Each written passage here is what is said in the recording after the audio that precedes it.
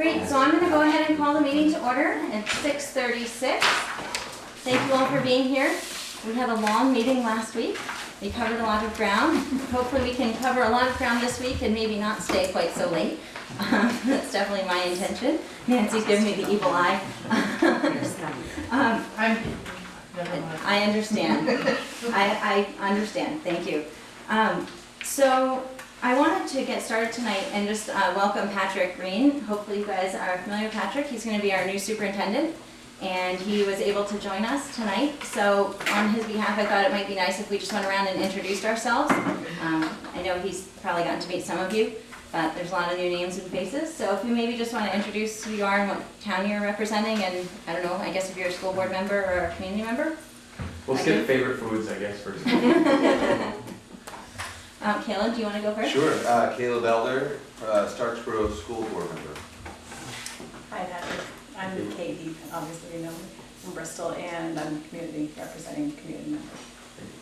Hi Patrick, Nancy Cornell, Starksboro board member, Robinson board member. Steve Pilcher, we've met before, chair of the select board in Moncton. Sarah LaPearl, New Haven community member. Ed McGuire from New Haven board. I'm Jen from Moncton. Andrew Pond, I'm the consultant.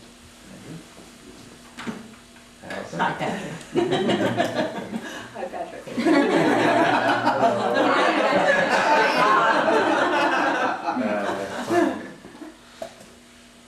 Oh, Ari Kirschenbaum, Lincoln. Shauna Sherwin, minute taker. Mike Fisher, community member. Mike. Herb Olson, I'm from Starksboro, community member. Great, and we also have Andy Letourneau joining us, who is a regular visitor at these meetings, and I feel like you're almost an honorary committee member at this point, so. All right, thanks everyone. So looking at the agenda for tonight, we have some really important stuff to cover. I know I'm looking forward to getting to items 5 and 6, and I'm sure everyone is looking forward to talking about the work plan. We have made some changes since the last time that we all were together. I do feel though that we have a lot of really good momentum on the articles. We're like almost there. We thought we were going to do it last time. We tried to call late night and get it done. So I really want us to focus on getting those articles completed, and then we'll move on to talk about the attorney and the work plan, and hopefully also have some time to talk about the report. So that's kind of where I see this meeting going. I do have one update that I wanted to share at the beginning, and I didn't bring a ton of copies, but I found a few copies of this. I was brushing up on my Robert's Rules of Order over the weekend. As you know, we've been having lots of procedural questions, and I'm certainly not going to claim to be an expert, but I did learn that we have actually been counting our votes incorrectly. And I have a few copies so I can pass this around. If anyone is aware, that's fine, or not aware, whatever. But so basically what in Robert's Rules of Order, you only count the number of people that are actually voting. So we've been counting our 2/3 majority out of the number of people who are present, which means that anyone who abstains is effectively a vote not in the favor of the most of the people. That's not how it says it here, but how it says it is that you only count your majority or your 2/3 majority out of the number of members that are voting. So this is going to make the math even more complicated on whether motions pass or don't pass. I honestly don't know if it's going to make it easier or harder for the motions to pass, but that's what it says. I see Andy giving me the evil eye. I brought about 5 copies because I figured not everyone wanted to keep one. Mike is raising his hand over there. Is that because you want a copy or because you want A little copy, but it leads me to a question, and that is, how is quorum counted in such a matter? If we have less than a quorum voting, does that have an impact on quorum as well? So it does not. You're required to have a quorum present to have a meeting and to transact any business. But then for determining whether a vote passes or doesn't pass, it's out of only the members who are voting. So, Does anyone else want to? I'll just say out loud that it's confusing to me, having lived so long in Masons where you vote, you're in your seat, you vote. There's no, the only opportunity to not vote is getting up and leaving. And you vote yes or you vote no, and so it's confusing. It's interesting to me that there is an option of abstaining, and I'm curious, I won't go into it now, but it's curious to me what lead people to make, or what the rules are about why one would abstain. Well, and I would encourage all committee members to vote at times when we have a motion, but certainly Robert's Rules of Order does allow for abstaining. Anyone else, did you not get a copy, or you have a question? No, that was what I wanted, was that there are two things that come up for me at least. One of them is always a body has to decide how it's going to opt, in other words, what's a quorum, what's a majority, what is it of the voters, of the total, so on. The other part being that, right, an abstention is in essence a no vote because you're only counting yes votes against the total. So that for one, an abstention is a no vote. Because you're not counting yays and nays, you're only counting yays against some majority that you're looking for. So in essence, an abstention becomes a no vote. Well, and that's exactly the point that it considers, and this is the kind of abbreviated summary of it, right? But the idea is that an abstention isn't a no, and so if you count a majority out of the total number of people present, then an abstention is like a no, right? So that's why, as far as I can understand from this interpretation, why, or this set of rules, why a majority is actually defined only on the number of people who are voting. It's confusing, and I know it's hard to change along the way, but it is really, to me, now that we understand this is how the rule is, it seems that we need to comply with it.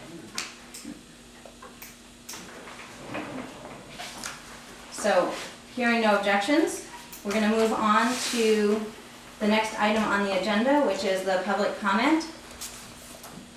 So, any public comments? I'll make a public comment as a public representative here tonight until July 1, then it changes a little bit. I just want to thank you all for the time that you put in. You have met an awful lot, and you've really kicked it into high gear these last several weeks. It's not easy work.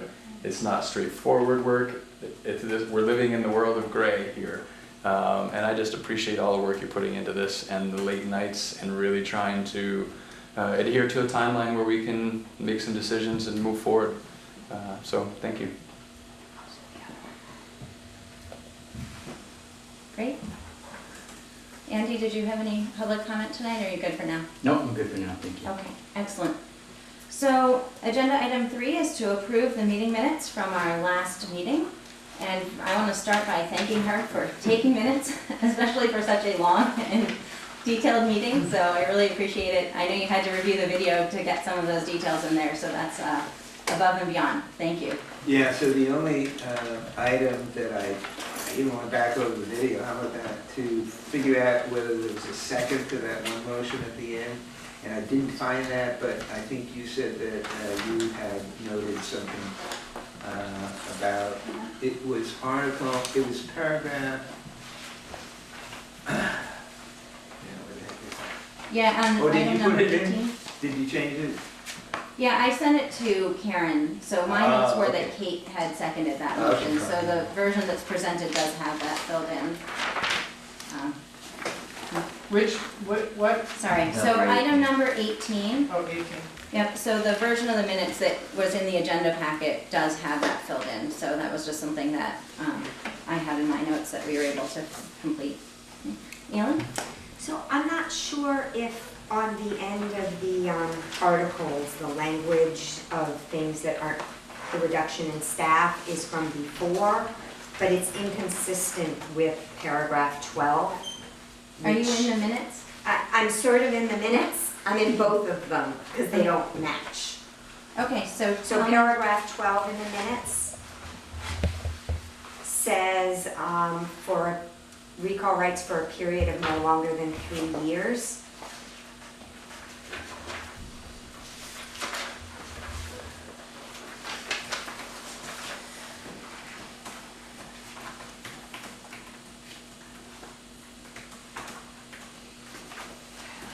And so your concern is that that doesn't match what's in the, What's in the proposed language to be reviewed by the lawyer has nothing about 3 years. Mike, it looks like that was your motion. Do you have any recollection about that? I'm sorry.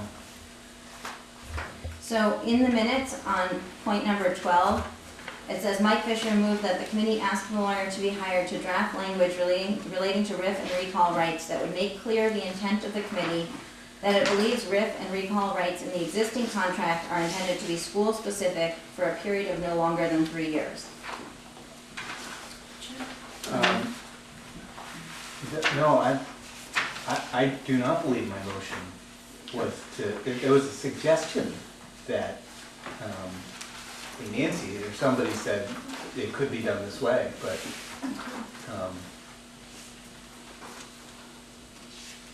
that was not my recollection of what my motion was. So, hold on, I had Allison and then Nancy. So the motion was to have the lawyer look into Yeah. whether all that riffing language, including the 3 years. So the articles in your packet don't include that language because we didn't propose it specifically as an article. We're just having a lawyer look into it.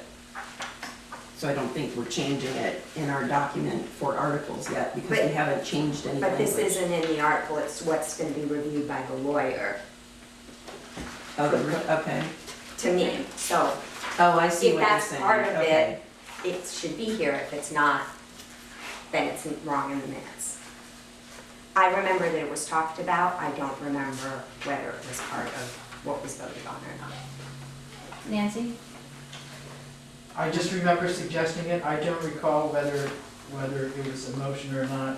I mean, I do recall that we agreed to have a lawyer look into the RIF recall issue and the desire to keep it school specific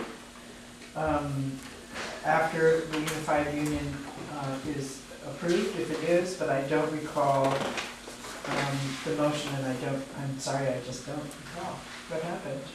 But I'm curious about, I'm still confused about what Elin's point is. What should be in the articles, in your view, that in this draft?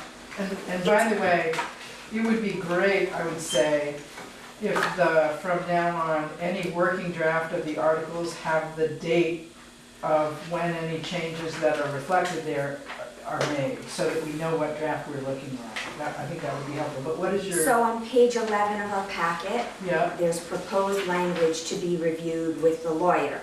So if this is what's going to be given to the I lawyer, see. and we said for a period of 3 years, then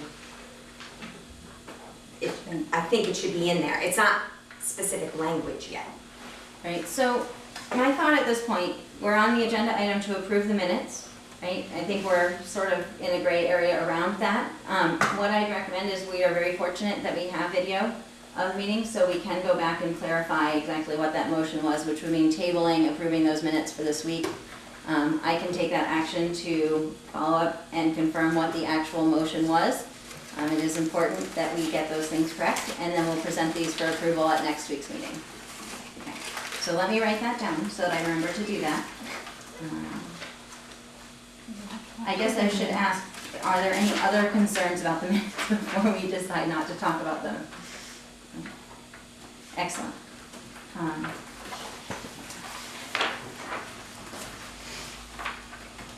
And that was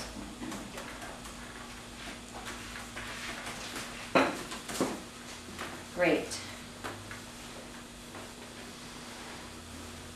So we're going to move on then to agenda item number 4, drafting the articles for Union District. It is my sincere hope that we will complete these 4 articles this evening, or determine what we'd like to do with these 4 articles this evening. I'd like to remind the committee these are 4 what I might call non-standard articles, ideas that have been proposed that we may want to include. That doesn't mean that we need to include them. We certainly could if we feel that they're important. And there is some proposed language that was submitted on those. The 4 articles address transportation, education quality and equity, long-term cost savings, and withdrawal from the district. I have one other point I want to address briefly before we dive into those. So at last week's meeting, we received a draft of some comments, or not a draft, we received some feedback from Donna Russo-Savage at the AOE with some minor wording changes. There was also some concern raised about the board proportionality that we are considering, but we agreed to ask that to our lawyer. So I don't think there's any need to discuss that now. last meeting, we did have a motion to basically incorporate the changes from Donna Russo Savage into the draft. That motion did not pass. I inadvertently included the changes anyway because I didn't remember that the motion hadn't passed. So you did get a handout last meeting about what those changes were that she had suggested. I would love for us to address tonight if we are okay with having those in there. Certainly if there is an issue, we can take them back out. I just wanted to be very clear, first of all, that the draft of the minutes that's in your packet does include those wording changes. So I apologize for that oversight. I only realized upon reading the minutes that the motion had not passed. So, Nancy. I just want to, in relation to that whole part of our meeting, not lose the idea that I requested that we revisit the number of board members and that we revisit that whole, the board composition piece. And I explained that the reasons were that I wasn't sure that 7 people could do the work that will need to be done without driving them all absolutely out of their minds. And also I was concerned about the idea of one person from each town. I think that, not from each town, but from the smaller towns, that at least 2 seems important. So we can certainly add that. I guess officially I can't add items to the agenda, but we can address No, that not for during the tonight. time when Right. we're drafting articles, or we could also discuss that after we get some input from the lawyer. Certainly if we hear from the lawyer that we need to change what we've adopted, we'll need to have a further discussion about that anyhow. Yeah, that's fine. So as far as the changes that we received from the AOE, I know those weren't in your packet, but they were handed out at the last meeting. I assume everyone has now had a chance to review them, and I would welcome a motion to incorporate those into the agenda, into the working draft of the articles, unless anyone has a concern. Herb? I'm just gonna say that I did, I'm not gonna be voting on the motion because in fact I didn't know that it was gonna come up. I had been talking about I needed to review them, but then I didn't see it on the agenda, so, and I don't have it with me, so I'm not gonna be voting on it. Would you like to borrow my copy so you could look at it now? That would not be a good idea in my current state of mind. Okay. Okay. So I don't take that wrong, I'm just a little fuzzy-headed. Okay, so remember that the main wording changes were about changing terms where we talked about the districts that are forming the union, so there was a suggestion to call them the forming districts instead of something that was wordier. There was a change about 4 years and basically just the way that we were wording the provisions for closing a school. This really wouldn't affect anything of substance in the draft. And Andrew has a comment. Andrew? Allison. Oh, yeah. I too went through the Robert's Rules of Order, and we're not supposed to have a discussion about something unless we have a motion on the floor. Good, that's fine, I'll be happy to make the motion. So I was gonna make the motion, but I Okay, just, I'll second. So you're I'm making a motion that we approve the changes discussed last week and reviewed, and as they are worded in this week's agenda, the minor changes. And Steve seconds. Be happy to second. Is there any discussion? Nancy? I thought that what we talked about last time was that the only really substantive change was the change in Article 7. Right. And I thought we had talked about approving everything else, but putting that one aside to be discussed further. So if the motion is to accept all the changes, I would not be able to support it. So one of the ways you can do that A friendly amendment, is that what you're suggesting? is you can, I'm just saying, So I believe you could offer an amendment, it wouldn't necessarily be friendly. Oh, well, it's intended in a most friendly way. It's a procedural thing. Right. That we reword the motion so that it includes everything except the last stricken paragraph of Article 7. Is there a second for the amendment? I'll second it so we can discuss. Seconded by Elin.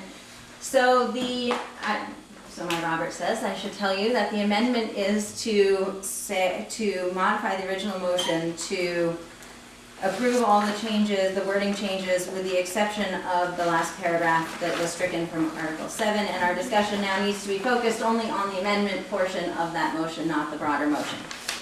Elin? My memory was, I thought that was a substantive change, and I asked and I was told, no, it wasn't, that the substantive thing was the part about the number, Article 8. And this was just that it was redundant and repeating things from above, but that there was no real change, was what was said at our last meeting. Steve? And I am having trouble finding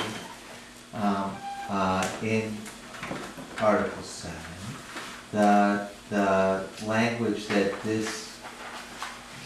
that would be redundant with the stricken paragraph. And so I would ask any members of the committee who can explain to me why that paragraph should be stricken. It seems to me that it deals with what happens when the forming district determines that it no longer needs a school building for any reason. And I think that, and it's basically, the concept is that it'll be given back to the town for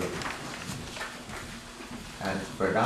Right, so Steve, I actually would agree with you upon reviewing this in more detail. The way I understand that last paragraph is what happens if the town decides not to buy back the building, and then what can the school district do in that situation? So it may be that we had just a quick review from the AOE. I know they turned it around in 24 hours, so I agree that I think it sounds like something we might need to ask further about.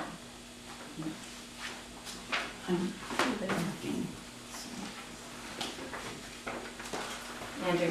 I think the essence of that paragraph is included above in section B, because it seems to talk about all of the same things. Just help me. It's different. So,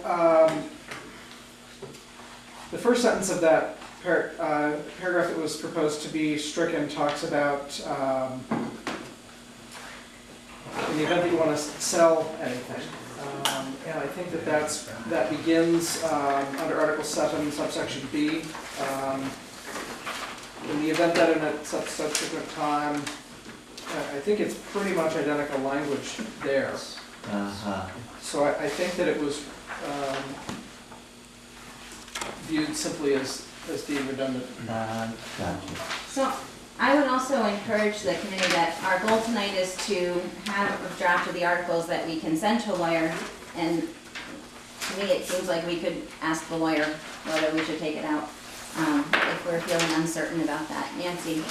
Well, in light of what Elin reminded me of, that it was really Article 8 that was seen as a substantive change. I'm worried about including that in the motion as well.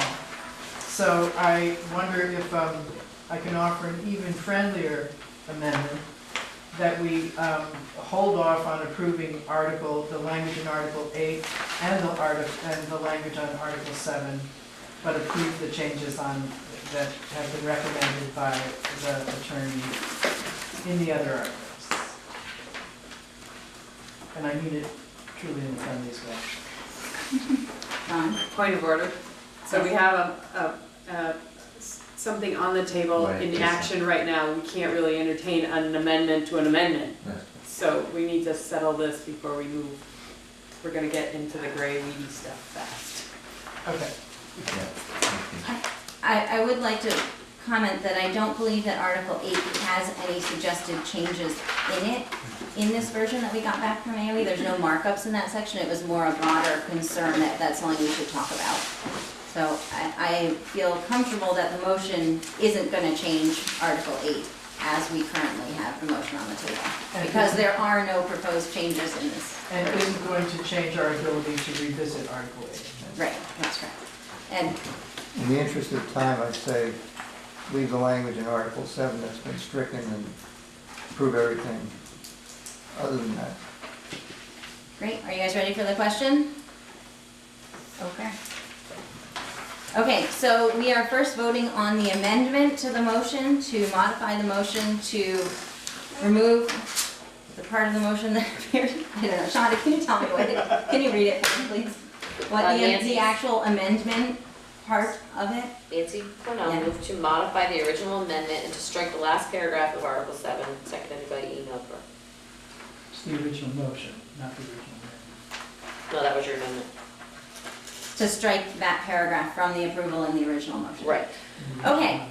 Right. All those in favor, please raise your hand of the amendment. All those in favor of the amendment to not include that paragraph in the motion.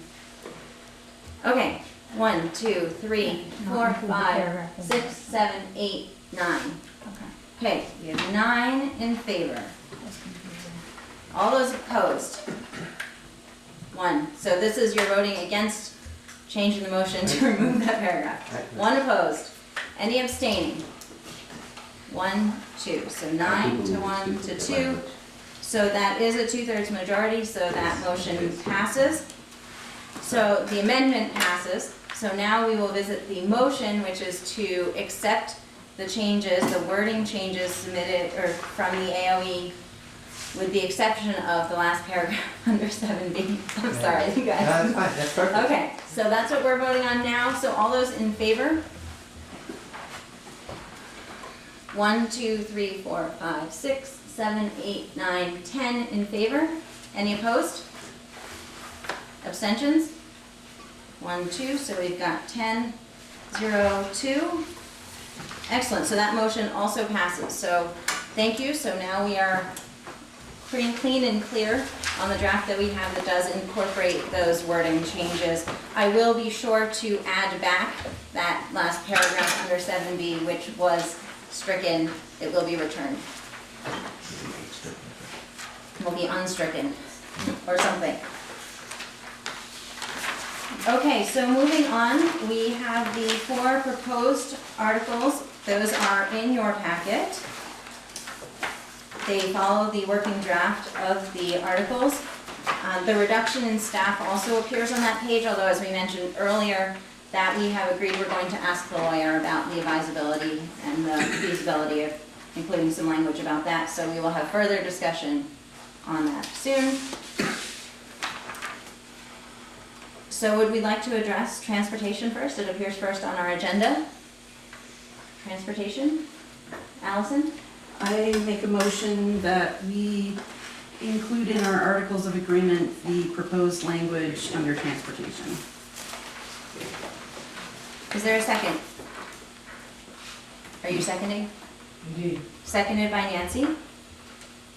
And also, I just want to note that the please note would not be language that we'd include in the article. It's just information for our committee. Great. Nancy, since you had provided this language, would you like to speak briefly about the intention of this article? Well, I think that it's meant to assure people who will be voting on this that the SU or the Unified Union will continue to provide publicly funded transportation in accordance with policies that have already been established by the ANESU Board of Directors. That is, that policy F10 would continue in place. It's just, there is certainly the Unified Union Board would have might see to it to adjust transportation routes. I think we've certainly already dealt with the school choice issue, so I think it's reassuring to people to know in this very rural place that transportation will be provided along the lines that it's been provided, and therefore will not disadvantage any groups of people who may not have the same capacity to provide it privately. Great. Ellen? And maybe you so do you think that people are really worried that this will change? I think people will have many worries about, the proposed merger and this maybe merger. And why wouldn't we want to reassure them? And I actually would love to ask Allison, I would love to ask a question of Andrew, if you are prepared for this. I believe that there is statute that addresses transportation requirements, because I know we had to update our transportation policy recently, I believe anyway, that we had to upgrade it to be in compliance with statute. So I'm just curious, is there a statute that would require us to do this anyhow? There is statute that applies. Obviously, the new district would have to follow the law. I think the real question is whether or not it's necessary to include this language. And I certainly understand the concern that people might be afraid that their kids aren't going to have transportation. But I don't think the place to address that is in the articles. I think the articles need to be straightforward, and I think that we can tell people things are going to operate pretty much the way they do going forward. So I would, while there is certainly nothing objectionable in the language, I just don't think it belongs in the articles. Did that answer your question? Thank Any you. more? Yes. Herb? So Andrew, Could you address your comments to me? I will tell you why I think this is needed, Jennifer, Great. Chair. And wait, so I really get confused. Sometimes you want us to talk and try to reach consensus, and sometimes you want to be really formal, Madam Chair. And I can never figure it out. I will address my remarks to you, however. There is a need for this article. Those of us long enough, or maybe old enough, will remember a time when not all transportation was provided to the kids in our district. In fact, my wife and I and our kids were one of those. And obviously, there weren't a lot of kids up in the back rows at one point. That's started to change. I very clearly remember going down to a board meeting where the superintendent is present. Don't take offense here. And the response we got to a request for at least some assistance to get our kids to school was, education is a privilege, not a right, Mr. Wilson. Now, there's a legal issue there that I happen to disagree with, but more fundamentally, there's a real attitude problem there. So I would disagree with the notion that an article like that is not important. I think it's really important. Great, thank you. Any other comments? No, I was reading the statute. Jen? Allison? To reiterate a point previously made, transportation is covered by Vermont statute as to how we are supposed to transport our students for publicly funded education. And it is up to the new board to decide how it will comply with that, and it has to make sure that it is complying with that statute. It has no way of not complying. And if it's not going to, if it doesn't comply, then it will be in trouble and the state will let it know. So to incorporate that language into an article of agreement, to tell the board it has to, and these would be articles going forward in perpetuity unless the board changes them, that they have to provide transportation as it is currently until the board changes that article. And we don't know what's going to happen. The legislature decides what goes into statute, and they might decide that something else belongs in the statute. And then we have to adhere to that.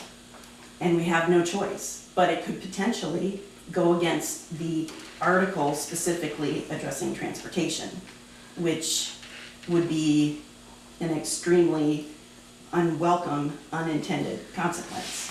So addressing the concern to the community and saying, yes, we understand that there might be worries about people not having equitable access to transportation. We hear that, and we will do our best in statute, which requires us to provide the transportation in a specific way. We will try and continue what we're doing.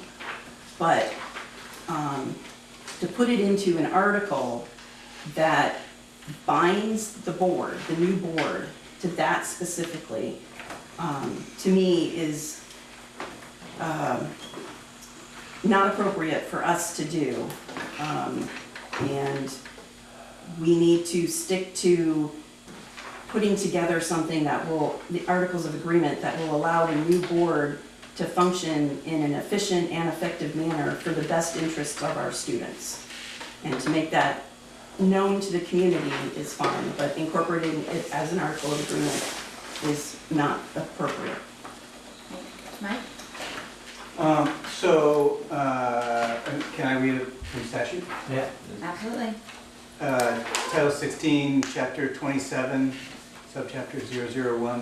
Where you are? Number 122, students 122. who may be furnished transportation. Yeah, students who may be furnished transportation. Each legal pupil as defined in section 1073 of this title who is entitled or required to attend an elementary school or secondary school may be furnished with total or partial transportation to school or board. And it goes on.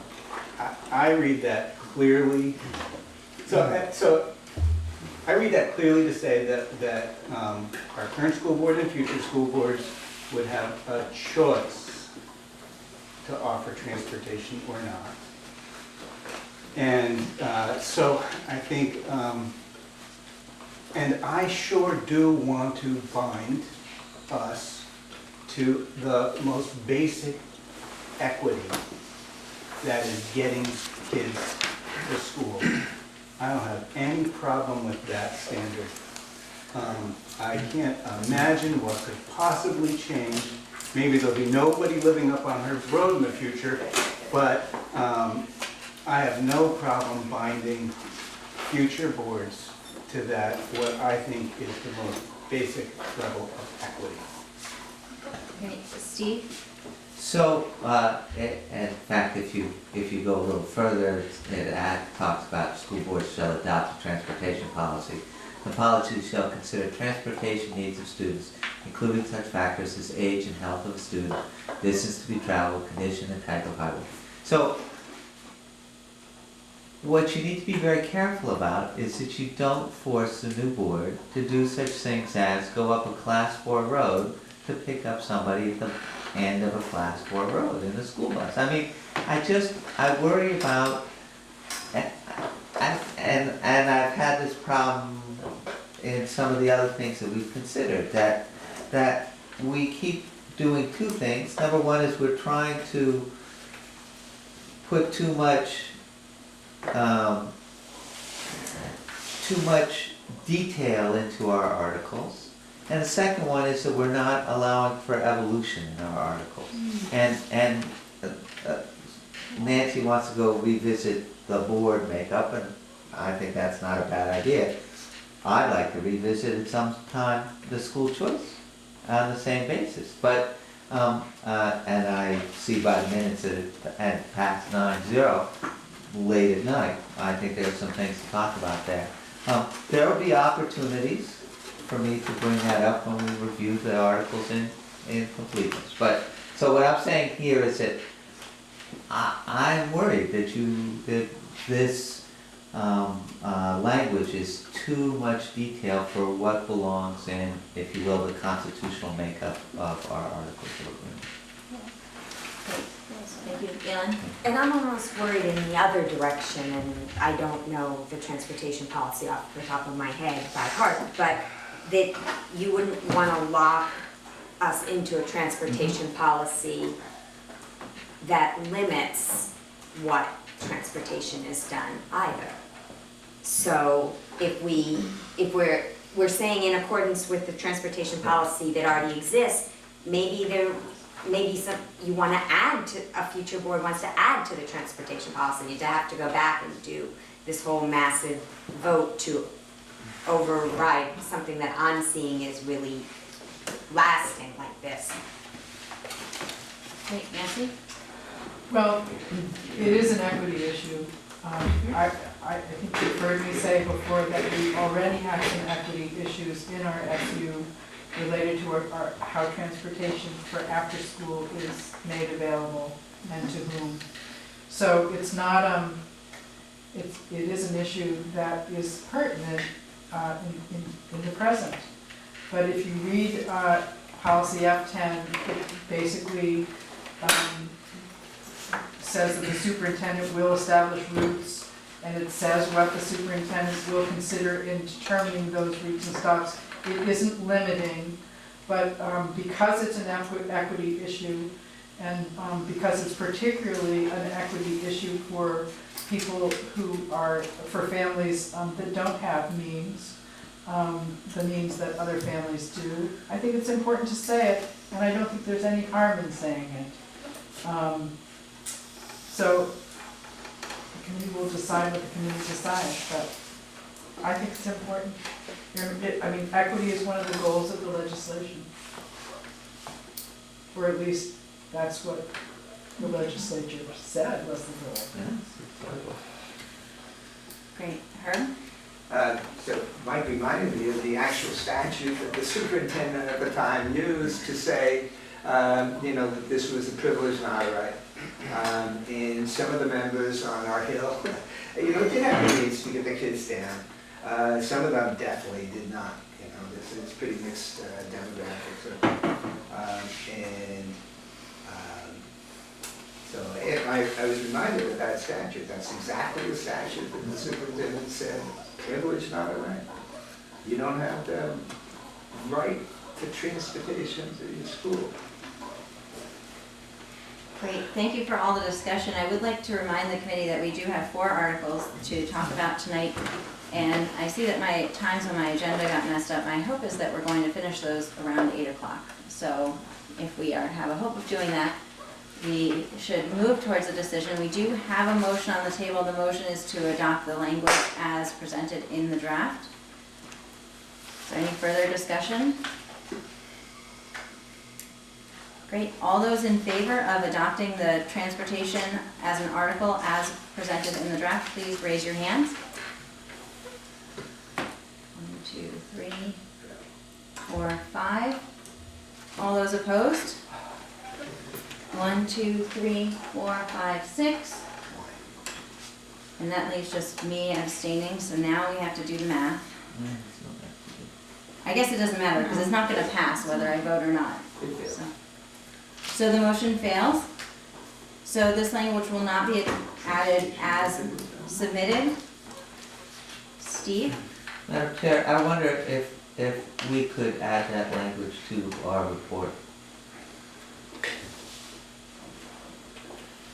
I mean, do we have a spot in the report where that would fit, Allison? Can I defer that question to Allison? Yeah. Yes, we do have a specific spot, and we can certainly look into adding it into there and determining how best to put it in there. But yes, there is a specific section for transportation. What section is that? Transportation.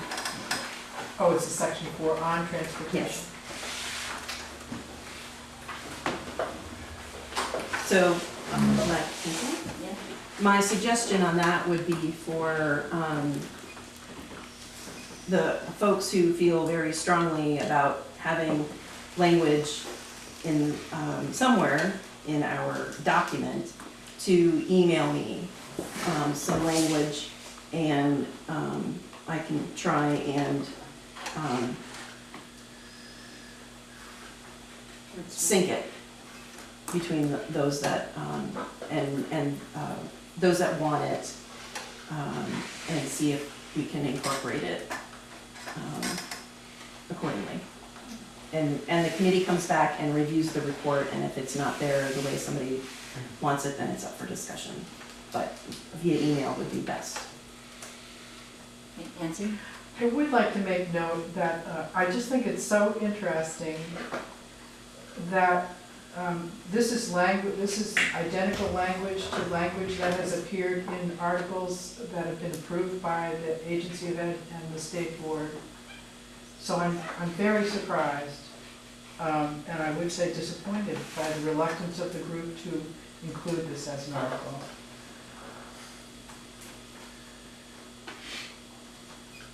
Mike, did you have a further comment, or you? Yeah, I guess I have a bit of a process comment. I think that the approach, and I personally believe the chair has a great deal of latitude. And the approach that the chair brought to the last meeting was one of more consensus building. And it made me more hopeful about the work of this committee. And it's, I hope, I don't know, but I don't believe it's because I was not on the prevailing side of this one. I've not been on the prevailing side of lots of votes. I think that this group can come together, deal with differences, find new ways of phrasing things to satisfy more members and come to closer to consensus. And I'm hopeful that we can have that kind of an approach. Great, thank you for the comment, Mike. I can only say that I agree. I would love for this group to reach consensus more of the time. I think it would be great for us to be able to find a common ground. I think that the balance is how much time do we want to spend to get to a point of consensus. I know I personally don't really want to run any more meetings till 11 o'clock at night. That was just, I think that was really difficult for everyone, most importantly for Nancy, for some unfortunate events on the way home. She's referencing the fact that I hit a deer on my way home from the meeting last week. So for many reasons, we should not continue to operate in that way. And at the same time, so I would love for us to get to consensus, and we have to get things done. So I'm trying to balance those two. So for right now, I'd love to table the discussion on transportation and move to the next proposed article, which is around the education quality and equity. And this was again, in your packet. Herb? Just to get the ball rolling, I'd like to move adoption of this article. To move, sorry? I would like to move the adoption of an article headed Education Quality and Equity, and the language that you see in the following, six sentences. I can read them out if you want. I think we all have it in the draft and comfortable with that. Is there a second for that motion? Elin. Okay, seconded by Elin. Great. Discussion. Herb? So I put this thing together. It's obviously really, really important to me. It's probably the most important thing, the topic that I think we're dealing with here is the quality of education that our kids are getting in our schools. And I will tell you that when I first read Act 46, I was excited. And I was excited for a couple of reasons.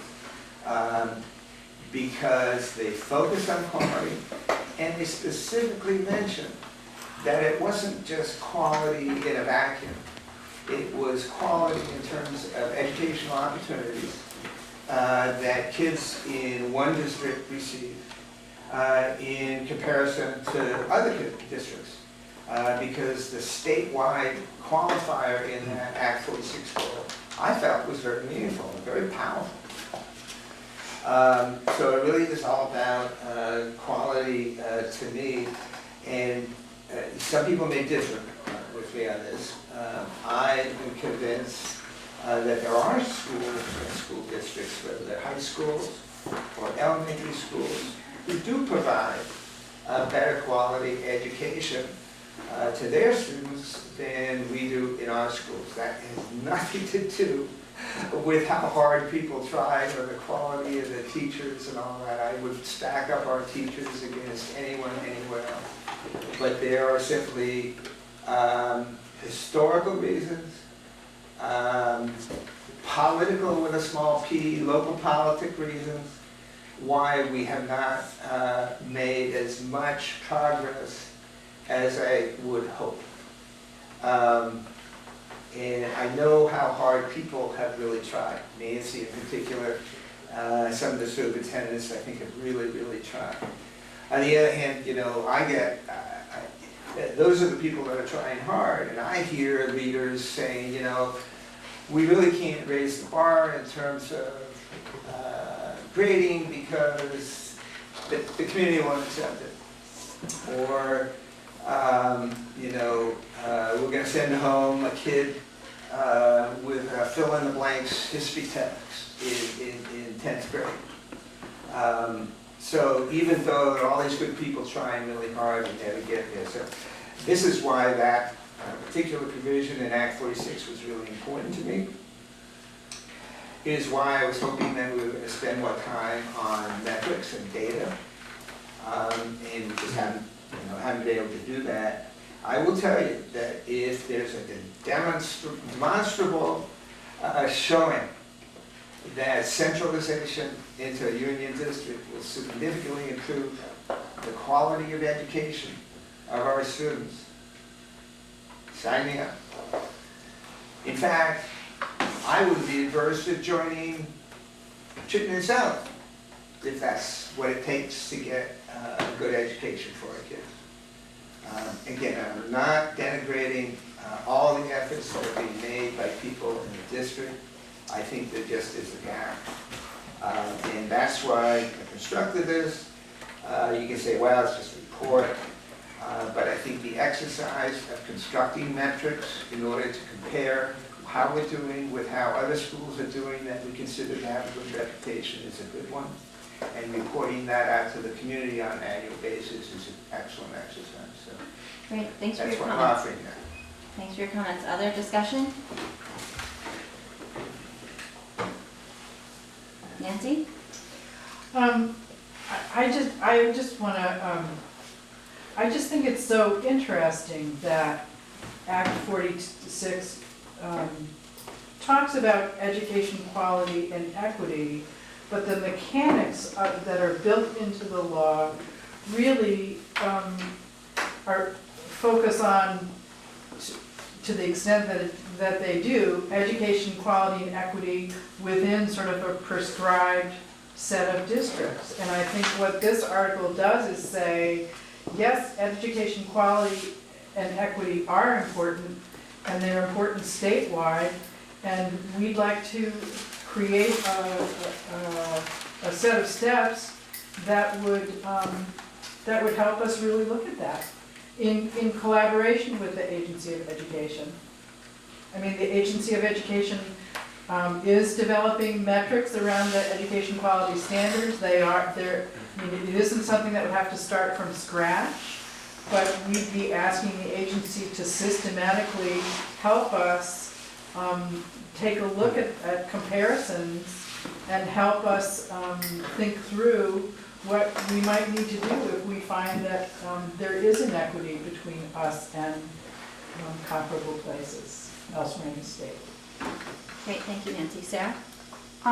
For years and years and years, they've tried to figure out a way to pay teachers for performance, and I feel like this falls under the same kind of idea, that it would be really impossible to compare districts. I work in Chittenden County, I live in Addison County. I think they're hard to compare completely. It's hard to compare two kids in a classroom. It's hard to compare how teachers operate with different kinds of kids. You can create all the metrics you want, but part of it is what do they do when they leave? That's the only thing sometimes you can look at. How well did you do by the time you got to the end, not kind of along the way. And so I think it would be great to put this kind of idea in the report and be we want to be competitive with the rest of the state. And I totally believe in this, trying to have education quality and have our district really shine that way. But I worry about locking this in as an article.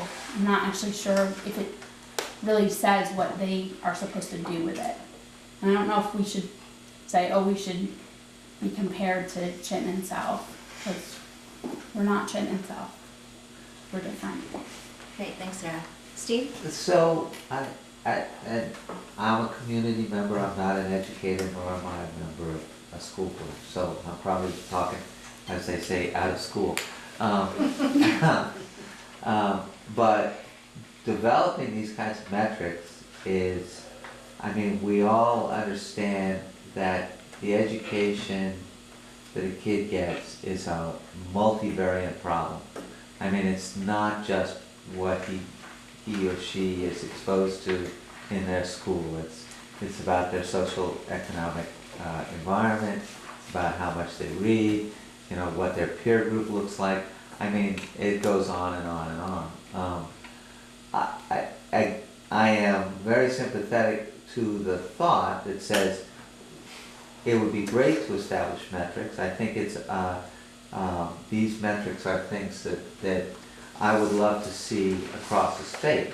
It's a very, if results-based accounting is sort of what we ought to be talking about here, is developing those metrics, whether or not it's, so for me, we could develop the metric. Let's just pretend that we come up with a great metric that takes into account all of these variables and weights them in some amazing way, and we establish that we have an educational quality of 3.2.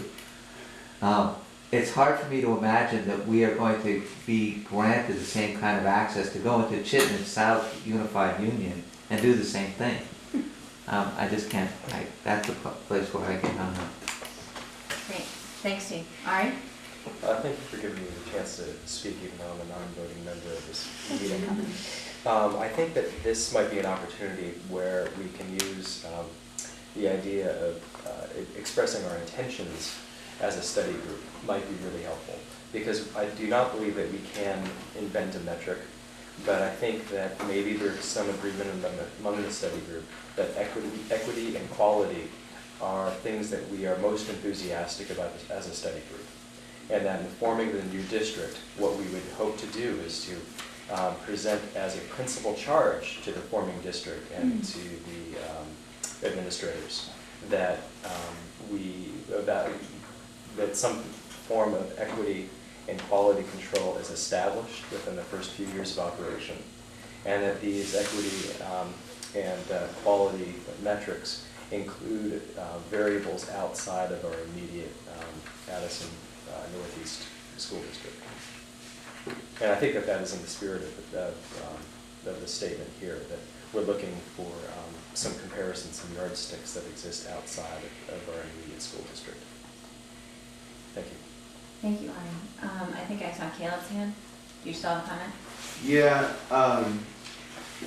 thought I have on this is that it doesn't seem to me to be a good idea to ask the new board to establish metrics that seemed outside of what they should be doing. The Agency of Education, I think, already has a number of metrics and may establish new ones. And I do think that a report makes sense. I'm not sure that it warrants its own article for that report. But I absolutely think that a report comparing this new district to the other districts in the state is totally appropriate. But it does seem to put that in article form starts to get into maybe a little too much minutia of this committee. So that's my thought on this one. Thank you, Caleb. Elin? I think what I like about the article is it is pretty open. It's not saying what the metrics are. It's not saying results or punishment and this is part of policy governance. I mean, we have to be doing this. This is already the work of the board. The comparing to the rest of the state is not necessarily part of it, but it only makes sense that one would do that too. And to me, this seems to be pointing the board at, as you're thinking of how you're going to be doing your monitoring reports, that you're including things that are comparable with the rest of the state. So I definitely think it needs to be somewhere. I'm not sure, I think, whether it needs to be in an article or in the report in someplace else. But Thank you, Nancy? I mean, really, what's the worst that would happen if we made this an article? The legislature paid lip service to equity in this legislation, but they didn't really mean it.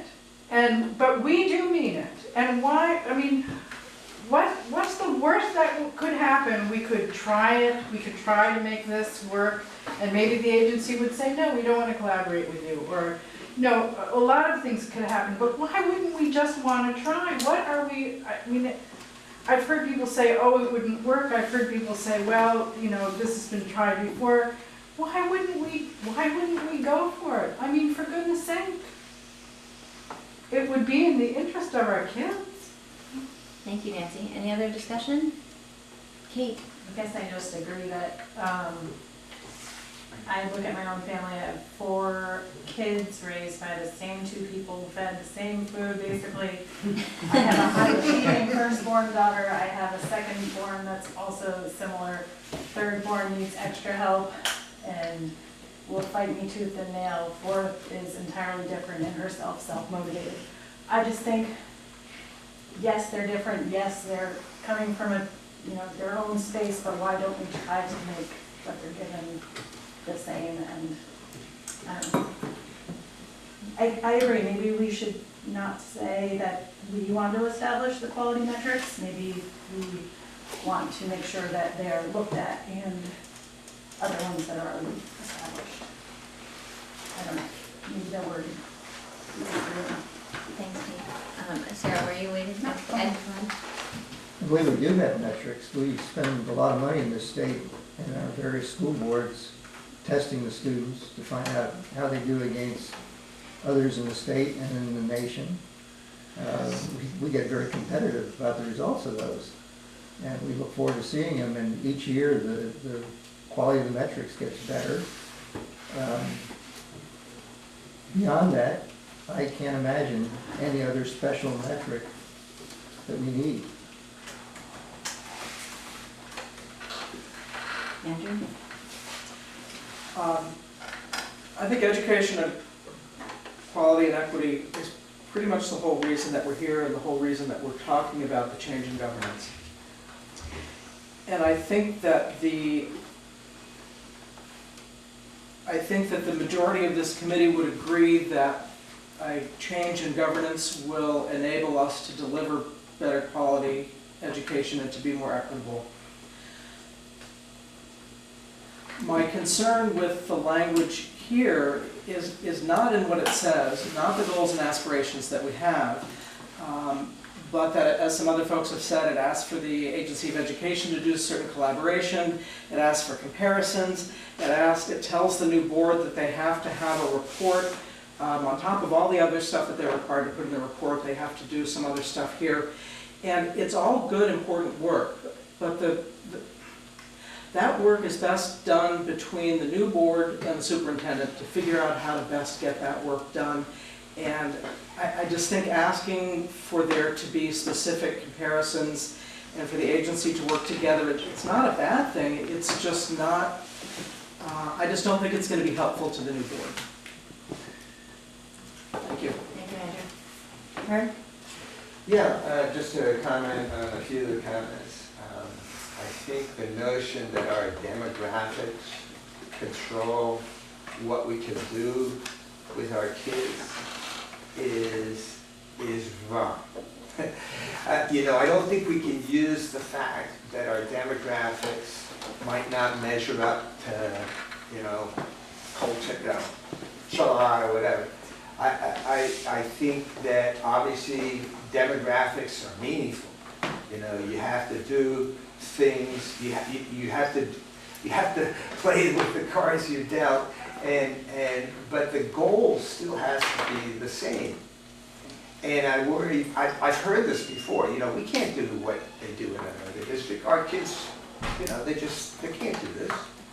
And I don't, that's part of what really energized me about Act 46, because what I was hearing, maybe I was reading too much into it, but what I was hearing is it doesn't matter whether you're in Bethel, it doesn't matter whether you're in Newport or South Burlington, you still have the right to the same quality of educational opportunities as any other kid in the state.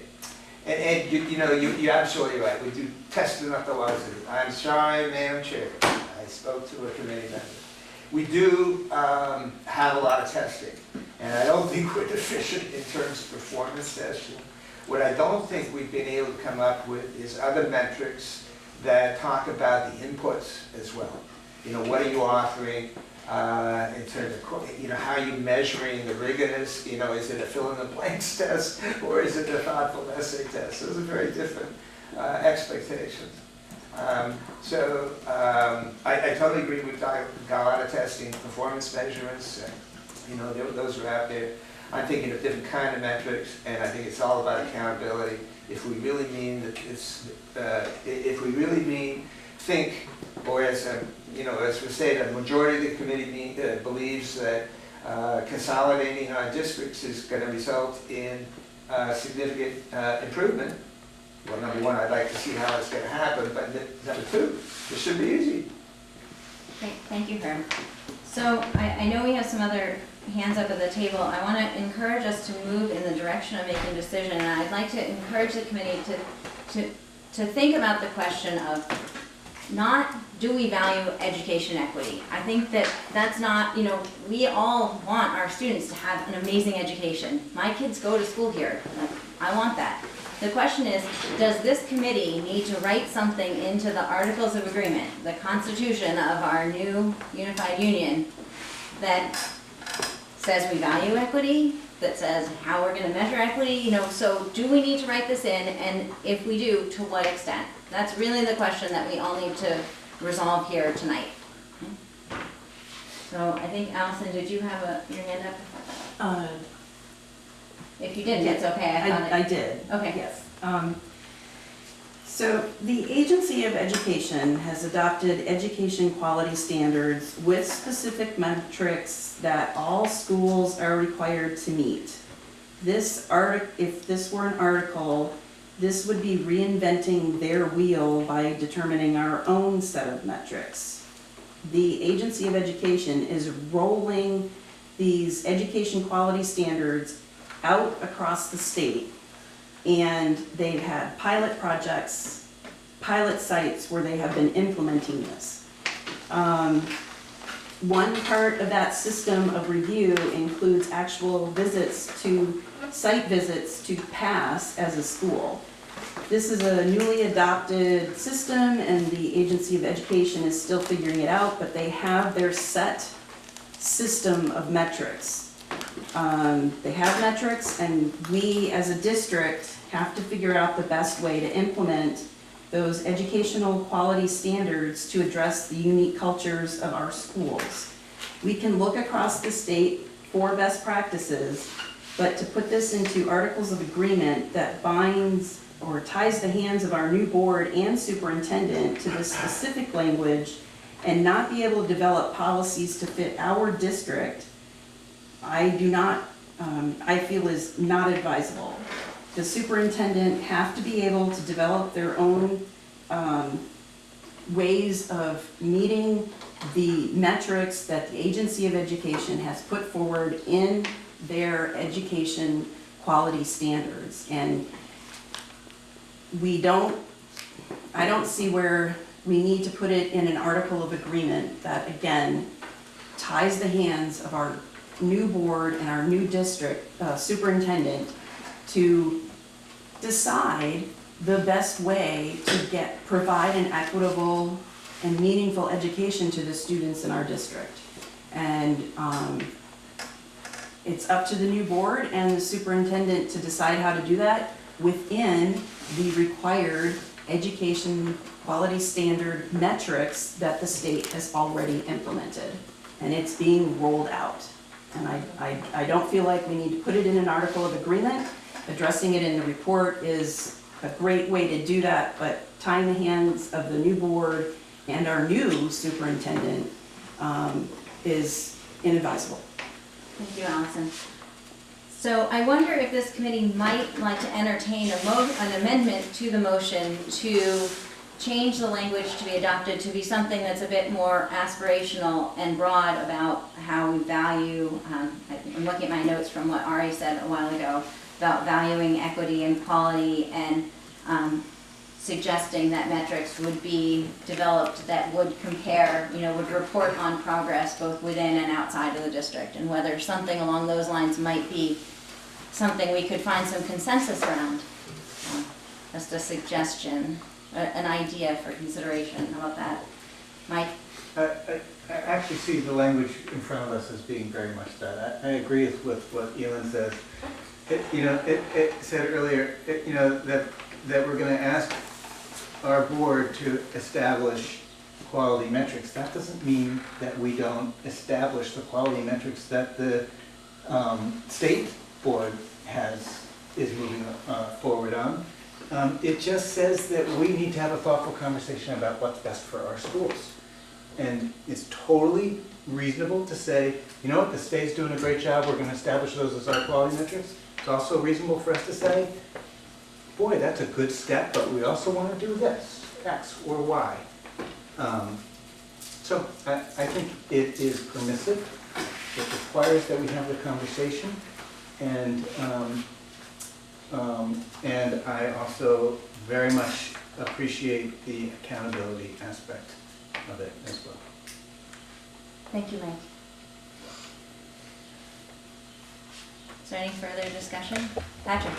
So I know my visitor, and we're past visitor comments, so I'm okay not. We allow our visitors to make comments during the meeting because we're not an official board or a committee, so we're a little more lenient on that. I really like the idea of setting a high standard for quality and equity and measuring ourselves against what we want to be. I think there's a risk in measuring ourselves against other schools in terms of our performance. So we could hope CVU has a bad year, in which case we're performing better against how CVU is doing without making any changes. And that the metrics would show that, all right, we haven't really done anything different, but they were really terrible this year, so we look good. Also, I don't know, they do lots of wonderful things. Maybe we want something more than what they're providing for their students. I think for us to really have that conversation about what do we really want for our students, and I think that has happened to some extent, at least through the ENDS policies. I think there's potential for more of that to happen and really engage a broader sense of the community through the creation of a strategic plan where we really articulate specifically what do we want out of the educational system we're creating, and what are the steps we're going to take to get there, and what are the metrics we're going to look at that tell us the progress we're making toward those goals. I would argue is a better performance. It's like sort of grading on a scale back in the day. So we're going to take the top student in the class, regardless of how they performed, they're 100%, and then everyone else is going to be measured against that student. Well, we all kind of hope that top student didn't really do very well on that, so that we all stacked up pretty well against them. I don't think that's the best way for an organization to grow, and I think we've learned over the years that's not the best way to measure student performance. Great, thank you. Steve? So I would offer an amendment as part of that, following up with Patrick, which is to strike the words "and compare" from the, it would basically be, shall establish quality metrics designed to measure the quality of education offered at the A&E middle, high school, and elementary schools, period. And strike the following sentence, the words following the comma, with the quality of education offered by the best. I also found myself having a problem with the comparison part of it. So my amendment is basically change the language to be just a strict measurement. You know, and it's assumed that you would be measuring over time to see that you were increasing your, that you would hope that you would be increasing your quality metrics over time. Great. And Steve, can I just confirm that you mean, so from the word with, the entire rest of that paragraph is what your motion implies? No, with the I know we quality, need a the second. rest of the sentence Yeah. to the period, and then the qualified union's annual budget report shall contain a report on the district's project in achieving quality and equity metrics. You could even say comparable. I just metrics and strike the comparable to that of the best high schools and elementary schools in the state. Okay. So is there a second for that motion? And then I will read it. Are you seconding? Yes. Seconded by Mike Fisher. Okay, so I understand the motion, the amendment to the motion would be to change the original motion to have the language under education quality and equity to read, the Unified Union District, in collaboration with Vermont Agency of Education, shall establish quality metrics designed to measure and compare the No, quality. to measure, To measure. Sorry. that's fine. The quality of education offered at the A&E middle, high schools, and elementary schools, period. Strike the rest of that sentence. We're going to start again at the Unified Union District's annual budget report shall contain a report on the district's progress in achieving quality and equity metrics, period. Okay, so we have a second. I see we have some discussion. Is there any discussion? Herb? This is great. I mean, that really does frame the issue, because it takes out the comparison to the best schools, okay? You can differ about what the best schools are, but what it says, the amendment says is, we don't want to compare our schools to the best schools.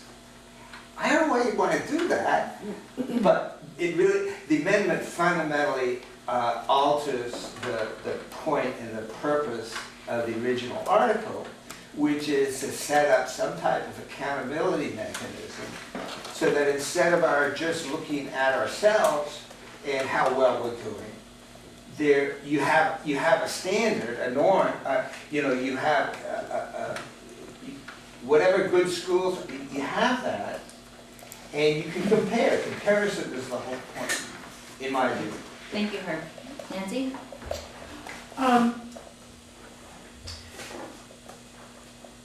It seems to me that the legislature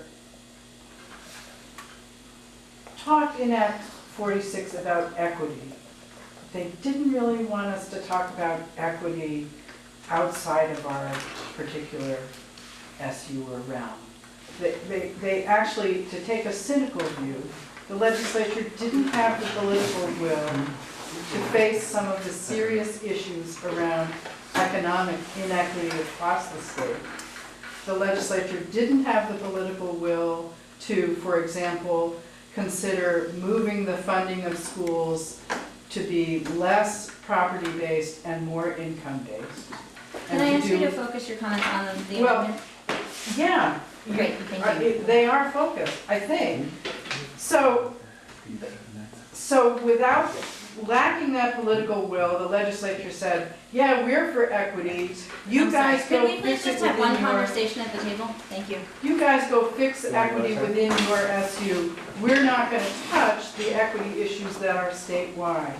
And I think what the article did when comparison was within it was saying to the legislature, yeah, we're talking about merging, and we're talking about the possibility that merging might create equity within our SU, but we also insist on a conversation about equity across the state, beyond what the Brigham decision has already, started and achieved. And that's what the point of this article is. Great, thank you, Nancy. If there's no further discussion, I'd love to call a vote on the amendment. Is there further discussion?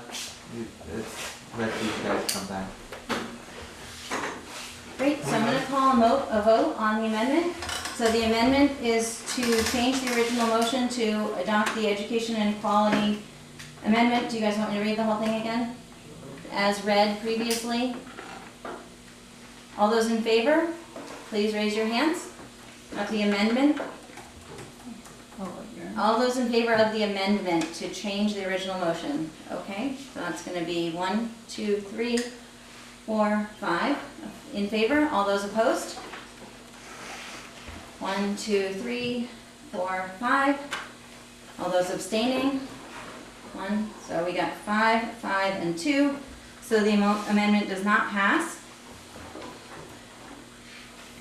So, now we can deal with the original motion, which was to adopt the language of this education quality and equity as originally presented. I think we've had a lot of discussion. All those in favor of the original motion without the amendment to adopt the education and quality equity as presented in the packet, please raise your hands. Okay, we have 1, 2, 3, 4. All those opposed? 1, 2, 3, 4, 5, 6. So that's 4 to 6. And we had an abstention. Kate, you abstained, right? So now I need to consult my numbers, so that's 10 people voting, which means we need 7. It failed. Thank you. It failed. I'm sorry, guys, the math stuff. I'm good at math, but just like the yes or no math of the votes is really difficult. Just trust me on it, all right? Okay, so we've had a lot of great discussion on education quality and equity, and at this point we have not adopted any language to be added to our articles about that. Seeing the time, I'd like to move on to the long-term cost savings, which is the next article that was proposed. Herb? Can I move this article and get the discussion going? Yes, thank you. Is there a second? Nancy? It's as presented in the. As presented in the Okay. packet. So, Herb? Yeah, just to explain the thought, it actually is similar sort of concept to the prior one, only dealing with costs. Again, you know, Act 46 made a promise that consolidation would significantly save costs. In fact, it was, you know, politically enacted in response to a bunch of local board, districts, voting the budget down. So cost was a huge issue. Unfortunately, I don't think we have any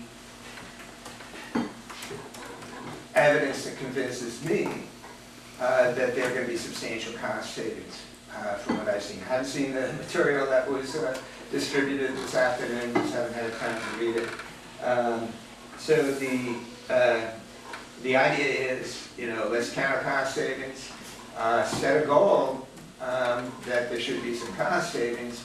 Those cost savings, by the way, really should be separate apart from any of the tax incentives, because the tax incentives are temporary. When they go away, if you haven't actually achieved cost savings, you're going to get a bump in your tax rate. So I think the proper measure is actual cost savings, setting aside the, not including the tax incentives. I think it's an issue of accountability, and I think it would be a good report for members to read when they're taking a look at their annual budget. Great, thank you, Herb. Was there another comment, Ellen? I guess the part about the tax incentives, and that explains a little bit about why you put them, but my understanding is the purpose of the tax incentives is when they merge all of the tax rates, some people's are gonna go up and some people's are gonna go down because we have different tax rates. And so the tax incentive is supposed to take the pain out of that for those people who went up and ease them into it slowly. The ones who went down are getting a real benefit, it's going down doubly. But, so it seemed to me when I read it the first time, it was really strange to choose the tax incentives as the equal, and I'm mixed feeling about that now. Thank you, Ellen. Caleb? again, I like the report, I think that the report is important here, but the targets I have a hard time with on this. I don't think we've had the opportunity on this committee to hear a lot of detailed financial projections. No argument with you there, Herb, we really haven't. On the other hand, I have not, for what I've voted for, moving forward with, has not been based on promised cost savings, and I wouldn't want to include something in here that says it's absolutely gonna, I think there's going to be a single, in a unified district, there will be a single budget, there will be a single budgetary review process that has its own accountability.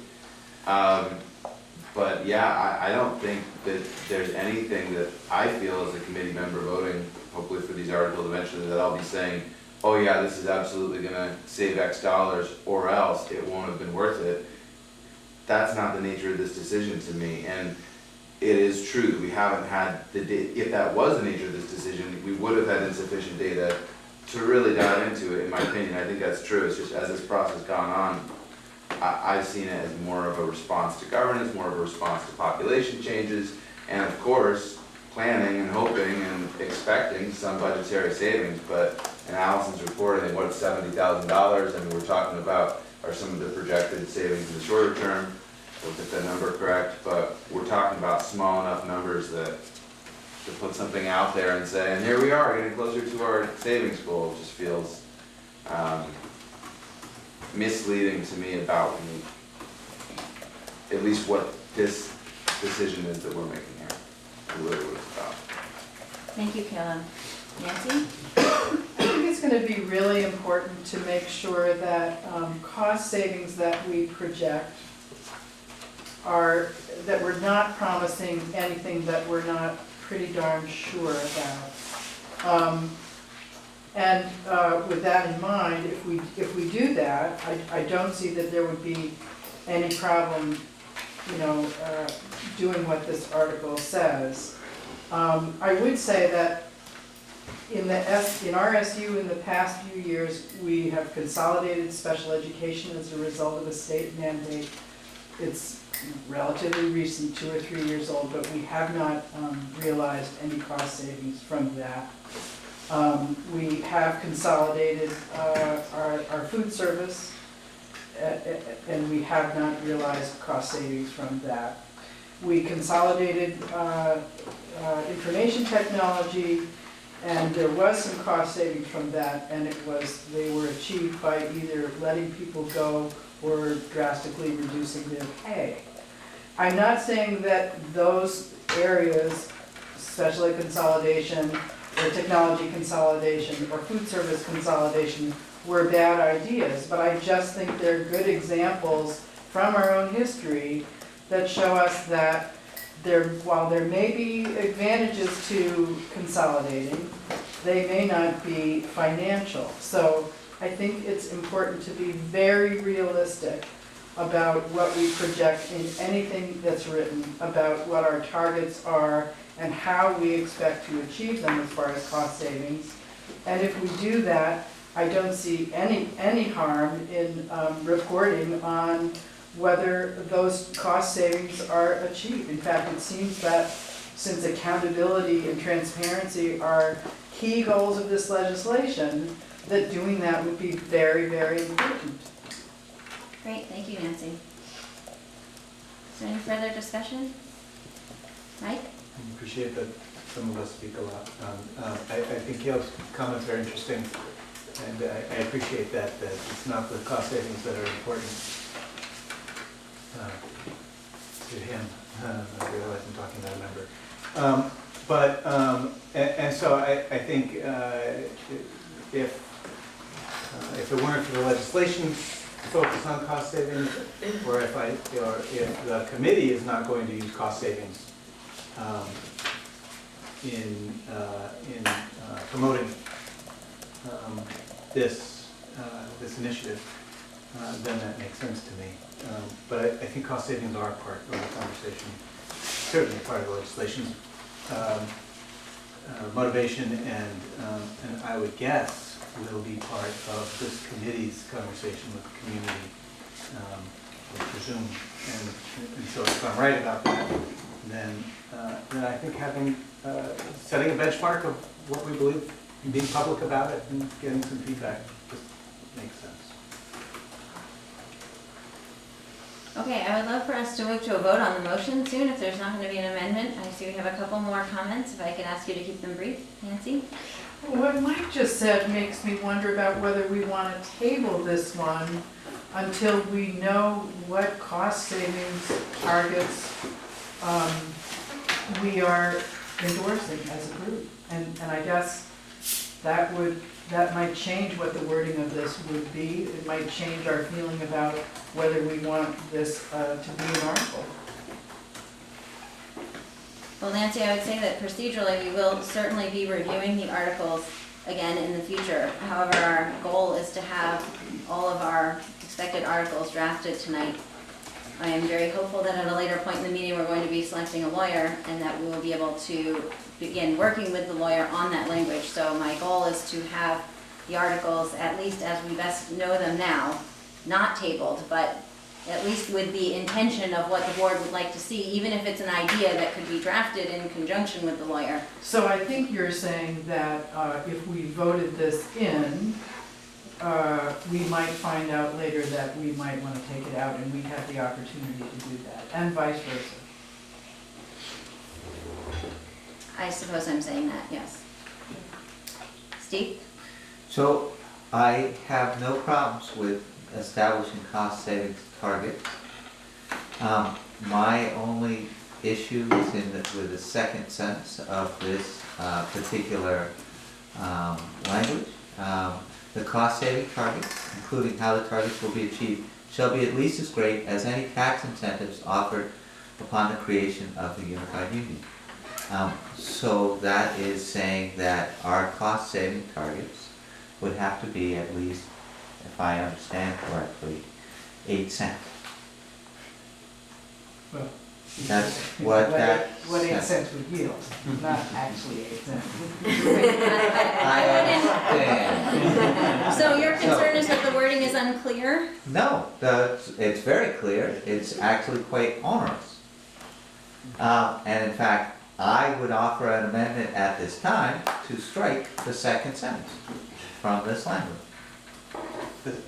To amend the initial motion to approve the language without the second sentence in its entirety. That's correct.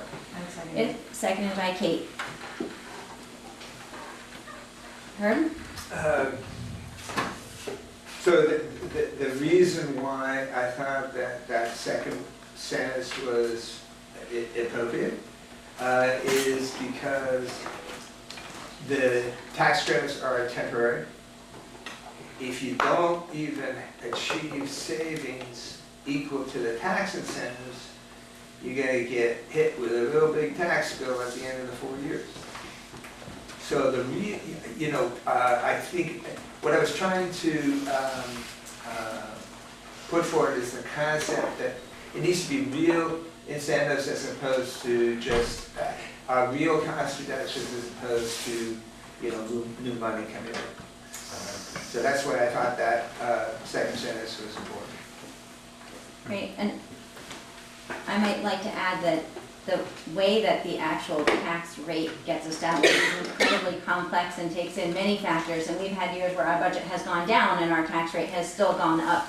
So while establishing cost savings is a great thing to do, it doesn't guarantee where your tax rate is going to end up because of equalized pupils and all sorts of other factors that go into that mix. Nancy? I want to ask a question through you of her, which is, what I'm wondering, thinking about this, what Herb is thinking is the relationship between the cost savings targets that a unified union board would establish, the relationship between those targets and any projections that this committee might be including in its report. Do you understand my question? I don't know if I do. Do you understand the question? Do you feel prepared yeah. to answer the question? Great. Can we try to answer want me to? briefly? Yes, that would be great. I don't have the answer, so it would be great if you would answer it. As I understand Nancy's question, she was wondering, what was the relationship between this cost-saving target and what the committee would be thinking about as cost savings, identifying in the report? And I guess that's the point. I think it does need to get tied to what we're proposing in the report.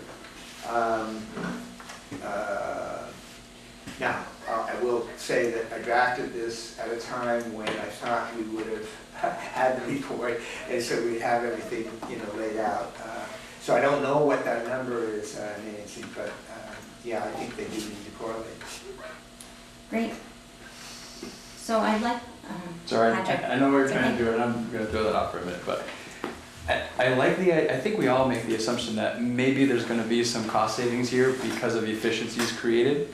I think that's kind of what the state is saying in their message about Act 46. I agree completely, Caleb, that for me, the primary reason for this is not about cost savings, because I don't think it's gonna be huge dollars that we're talking about. However, I think what Herb is saying about, we can make the assumption that there might be some savings, and let's report out on what are those savings, if there are any savings, and some sort of an annual matter makes perfect sense.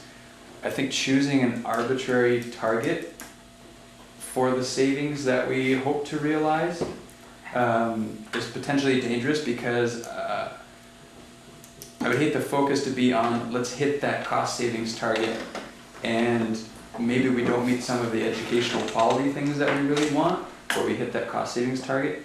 Doesn't feel like really what we're after. Great, thank you, Patrick. So we have a motion on the floor, we actually have an amendment on the floor to update the original motion to adopt the long-term cost savings paragraph, striking the second sentence that begins the cost saving targets. So all those in favor of the amendment, please raise your hands. Great, so we have 1, 2, 3, 4, 5, 6, 7, 8 in favor. All those opposed? 2, 3 opposed. Any abstaining? All right, so 8, 3, 1, which means we had 12 people vote. For 12 people, we need 8 to make a, sorry, an 11 vote, which means we still need 8 people to make a 2/3 majority with rounding, so that motion passes. So the motion passes, the amendment to update the original motion. So now I'm gonna, Nancy? I just want to say that in light of the conversation, I'm not sure that the wording that we've amended, the wording as amended is what we really want as a group, but I don't have the right wording in my head. And I'm sorry, I know you want to get through this, but I feel like I need to do some more thinking about the wording before I make a decision about whether to support the motion as amended or not. And I hope I can do some more thinking about it. So Nancy, I learned at a recent meeting that you procedurally can make a motion to defer consideration of a pending motion, and if that's voted by a 2/3 majority, we can defer consideration of that motion. I make a motion to defer consideration on this article as amended. Is there a second to defer consideration of this the motion on the table?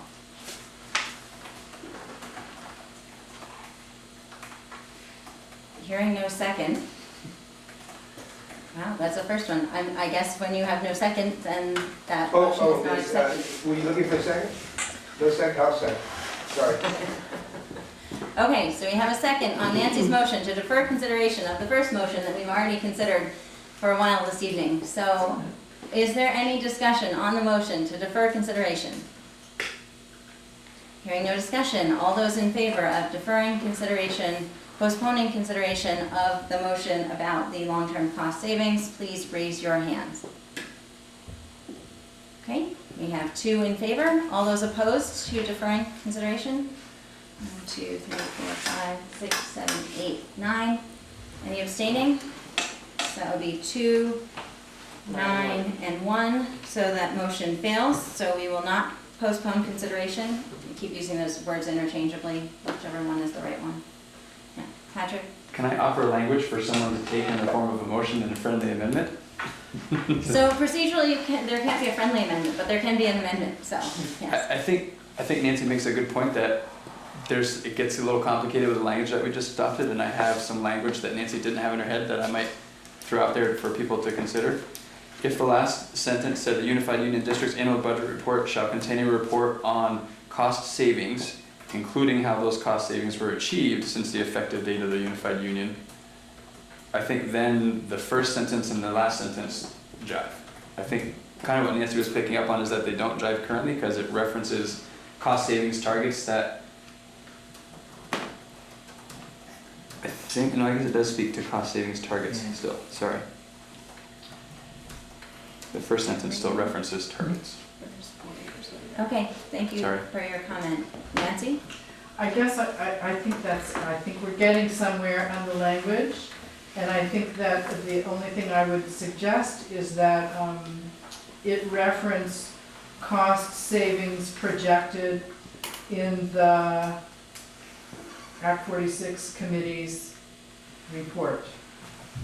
Are you making an amendment to the motion? I guess so. I mean, procedurally, that's the option, right? We have a motion on the table, we have decided not to postpone consideration, so we are about to vote on that motion. Are you So- voting on Patrick's friendly amendment? No. Oh, he can't, okay, he's suggesting. Patrick, I'm sorry, you can't amend our motion. So unless a committee member proposed that as amendment, the motion currently stands to adopt the Without the second language sentence. without the second sentence. Okay, so I'm proposing an amendment to the language, and the amendment, so then the language would be changed to the Unified Union District's annual budget report So you're in the final sentence, sorry, yes. shall contain a report on progress achieved, on progress in achieving cost-saving targets that were established in the ANSU Act 46 Committee's report.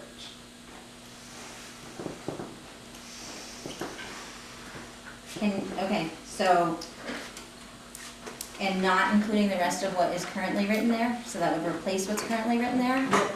Okay, that were established Can you in, start, I'm sorry, yeah. or you can send it to me after if you want.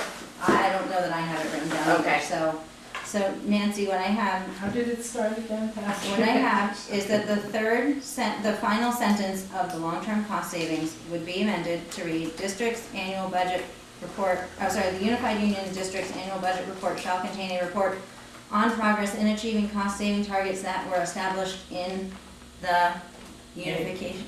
In the ANSU Act 46 Committee's report. And my intention in this amendment is that would be the entirety of this article. And you would remove the first sentence as well? Yes. Okay. Thank you for helping us clarify that motion, that amendment to the original motion. Is there a second? Seconded by Mike. Is there any discussion?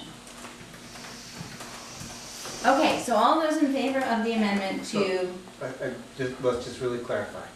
Let's just make sure we understand what's being. I'm gonna read it. Okay, go ahead. Is that okay with you? Is that a sufficient clarification? Okay. So we are going to vote on the amendment to the motion. The amendment is to change the original motion so that the long-term cost savings paragraph will consist of only one sentence. That one sentence will read, the Unified Union District's annual budget report shall contain a report on progress in achieving cost-saving targets that were established in the ANSU Act 46 Committee's report. Sorry, including information on how those cost savings were achieved.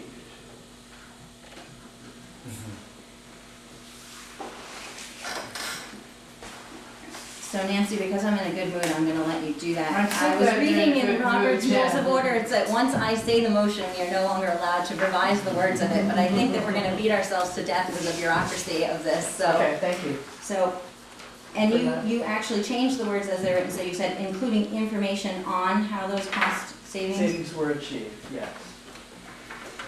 I will admit that it is incredibly difficult to draft article language by motion and amendment and just Indeed. clear. So I will read it one more time. So the vote is going to be on the amendment to the original motion to modify the long-term cost savings to consist of one sentence reading, "The Unified Union District's annual budget report shall contain a report on progress in achieving cost savings targets that were established in the ANESU Act 46 Committee's report, including information on how those cost savings were achieved," period. It's a vote. Are you voting? I thought there might be discussion, but I guess it's gone by. Go ahead. I'm good. I already asked for discussion. I'm sorry. We're gonna vote on the amendment now. All those in favor of the amendment that I just read twice, please raise your hands. Okay, we have 3 in favor. All those opposed? 1, 2, 3, 4, 5, 6, 7, 8 opposed. 1 abstaining. The motion does not pass. So we still have the original motion on the table, which was to adopt the long-term cost savings as originally written.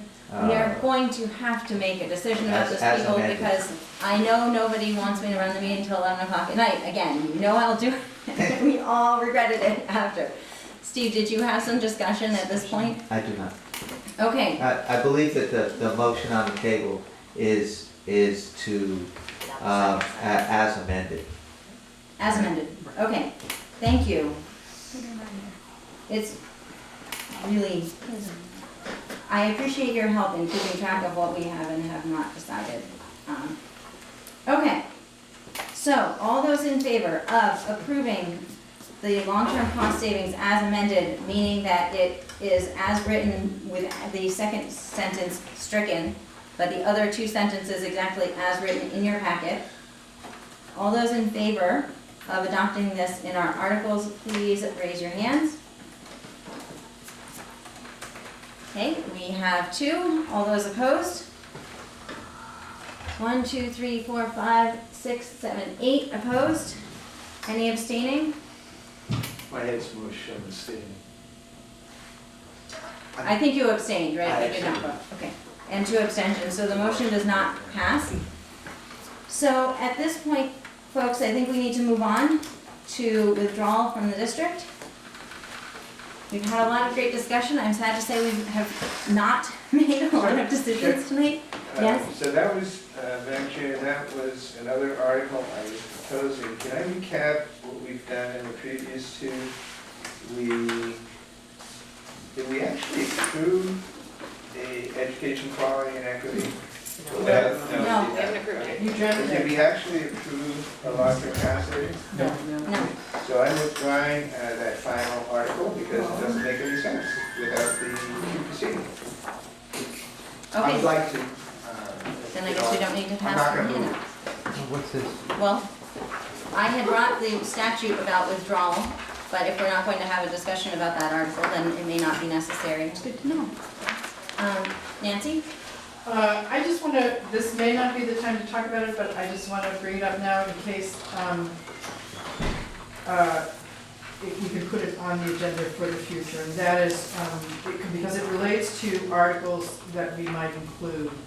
We've done some talking about the question of whether the articles, as we finalize them, can be amended by the Unified Union Board or can only be amended by the voters.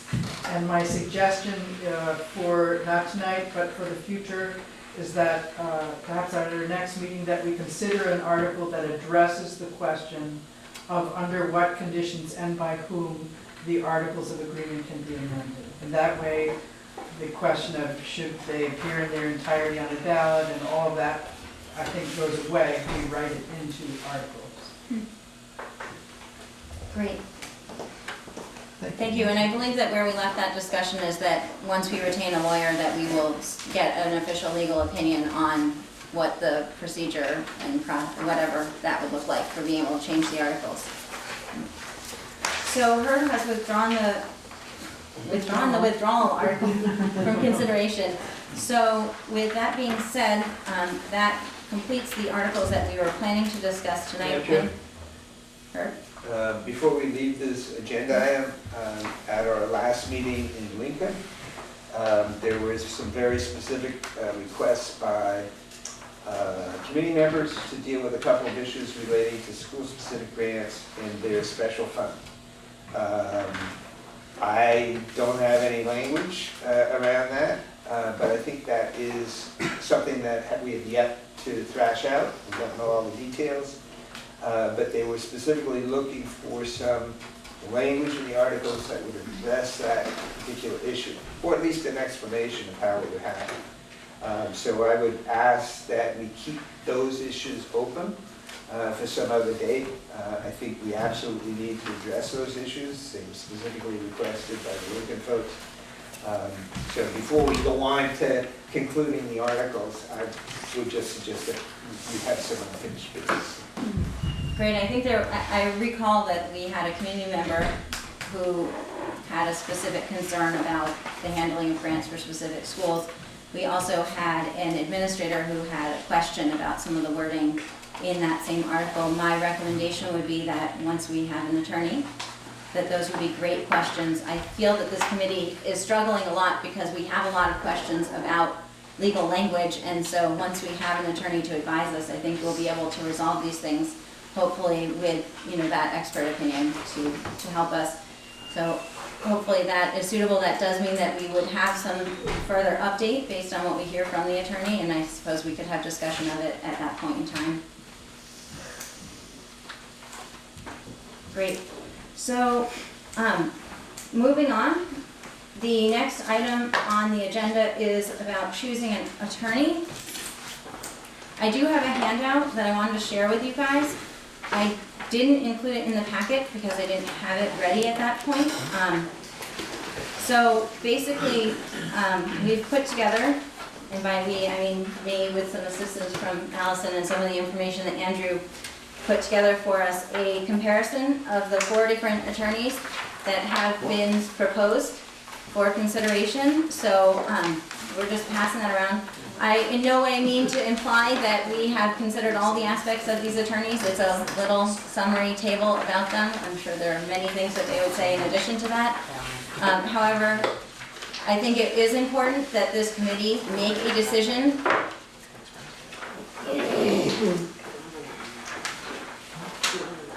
I'm just waiting for there to be further. I actually just have a comment to say that for the first time in as long as I can remember, we are ahead of schedule. Steve, I so love that you appreciate that, and I screwed up the times on the agenda. I'm amazed what I can get. Can you tell I reorganized the agenda the last minute and all the times are out of order? Yeah, I did. Okay, so seriously, I just want to say what I'm saying here about the attorneys. So at our last meeting, we had some brief discussion about choosing an attorney. We did have a motion that passed that requested the chair to contact Paul Gillis, who was suggested by some committee members, to contact Paul and understand his interest and availability in working with us. So I did reach out to Paul, and he did express that he would be interested and available to work with us.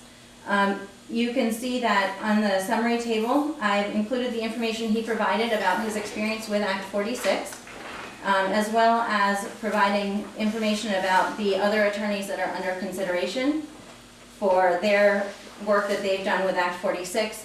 The table also includes, all these attorneys have indicated that they're available.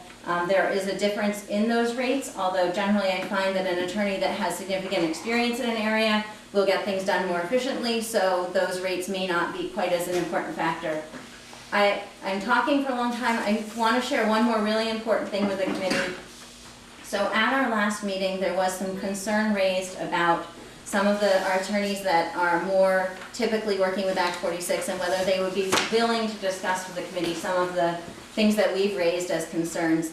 And I actually had a phone call with Chris Leopold last Friday and talked with him, and he shared some of his background, which interestingly, he's a former school board member and school board chair from Chittenden South, was a counsel for Chittenden South before going into private practice. And one of the things that I thought was really great, and I asked him very specifically, you know, our committee has done a lot of work. We've raised things that are of particular concern in our communities, and it's important to us that who we work with is willing to consider those things. And I think that he had a really great answer to that, he had a lengthy answer to that, but the bottom line to me was, he said, the committee decides. He's going to make recommendations to this committee about what he believes is advisable or not advisable, unless it is clearly against the law. It is the committee's decision to take his advice, or any lawyer's advice, and determine what to do with that. So I think, to me, any concern that we heard that our attorney was going to tell us, no, you can't do this, is not what is going to happen. What we're going to hear from our attorney is, gee, this might make it really difficult for your board to operate in the future. And then we would have that information to consider. So that helped me allay some concerns that I had heard from the committee. But what I'm hoping that we can do here tonight is that we can make a determination of what attorney we'd like to work with. My goal will be to get some of these questions, these legal questions that we have been struggling with as a committee, in front of the attorney, so that hopefully we can even have some information, some hard recommendations to look at for next week. All right, I talked for a long time, so is there any discussion? Kayla? Can you remind us what the budget is for this? Is it part of, what's the budget for this? Where does it Great come question. from? So we have a grant from the Agency of Ed that is for $20,000. A good chunk of that goes to the VSBA for the consulting services, the software model, and the other support that we're receiving. So that's $16,600 for that. So the remainder of that grant basically is reserved for legal services. I don't have a sense of how many hours of legal services we will require. So I can't say whether that's going to be sufficient, whether the number of hours we would need would exceed that. So hopefully that's at least somewhat helpful to you. Great. Herb? I'm a little confused. The paragraph in the meeting minutes of last meeting where this was discussed, the motion was to direct the chair to contact Paul Gillis, see if he's available to the committee's attorney, to be the committee's attorney for this project. And if not, to contract with Chris Leopold. So I'm not entirely sure why we're having this discussion about which attorney we should choose. So I would answer that the motion asked me to contact Paul Gillis and find out if he was available. He is available. The motion did not ask me to contract him as our attorney. It asked me to contact him and request whether he was available. That is how I understood the motion, and that's the action that I took. So I understood the motion that if he was not available, that we would have already made a decision to contact Chris Leopold. Now that he is available, we need to make a decision as a committee on who we would like to contract as a lawyer. That just wasn't my understanding, but that was your understanding. Nancy? I see that Paul Gillis is current Act 46 legal counsel for a study committee, recorded articles of agreement. Is it that he didn't want to say who he was working with, or? Oh, yep, so that is, that may be unclear. So basically, that's just the heading, right? So in all of them, there's a heading for where those attorneys have indicated that they're working. Oh, I see. And so Paul did not provide any specific information about what committees or communities he was working with, only just the general statement, and I put it in quotes just to be clear that that's exactly the response that he provided. So did you ask him for specific information about who he's been working with? Because he's been working with some folks for a year or so, but we don't know who. I would be happy to share the email that I sent to Paul Gillis. I did specifically ask, what his experience was in working with Act 46 merger proposals. And so he did not respond with a specifics. I did not do a further follow-up to ask exactly what it was. Allison?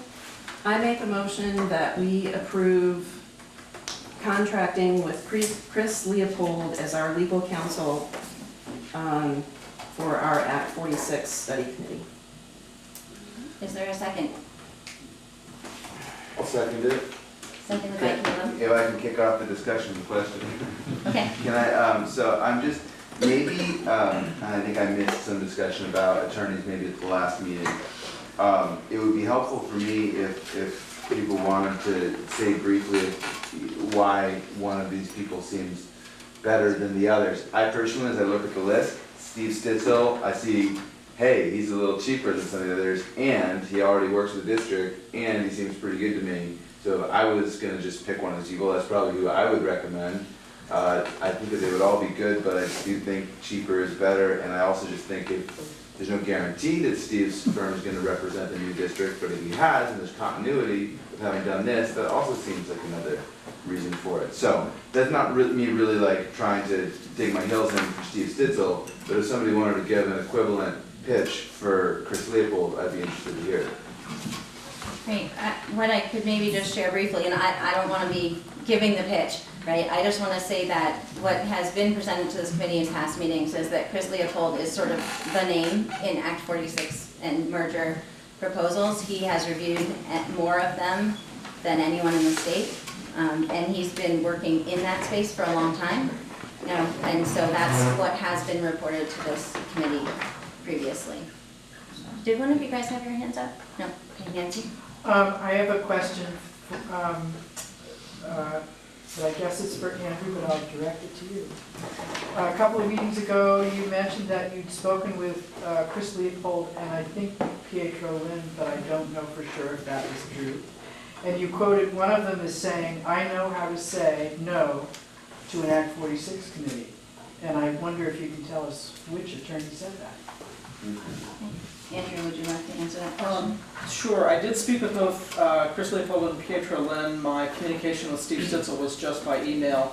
I don't recall which of those attorneys used that word. They both relayed that they were very comfortable with Act 46 and how to relate to committees what they think would work and what would not work. You quoted one of them directly. I did, and I don't remember which one. Herb? Caleb, I think, makes a very good point. And I know Steve, and Steve's worked with, this district in 5 Tanners for a long time. I know him personally, I kind of trust him in terms of being able to not only tell the committee, what the law is, but also work with the committee to try to achieve the committee's goals, which is an important distinction.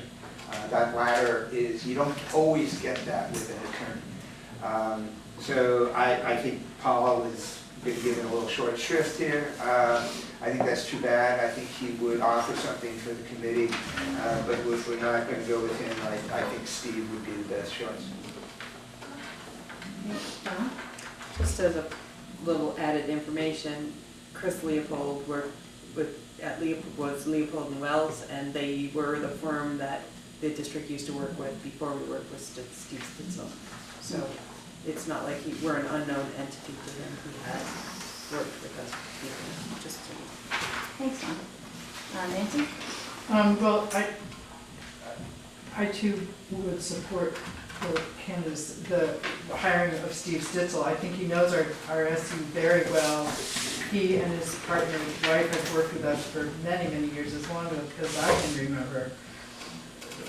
Maybe not always in negotiations, because I think that's how the firm with Chris and Wells were connected. It was just through negotiations. So I think Steve knows the lay of our land very well. He's been with us through thick and thin. And I think he'd do a great job, and I think his price is attractive as well. Steve? I'd like to move to amend the motion to contract with Steve Stitzel instead of Chris Leopold. Isn't that the way we're going to do it? I mean, that's how we have been doing it. That feels like... I think it's Okay, more I than guess- a man too. I mean, that's like a It's not. Sometimes in a movement we have strike all of it. I suppose. Okay, order. I need my gavel. Order. Call to order. Okay, seriously.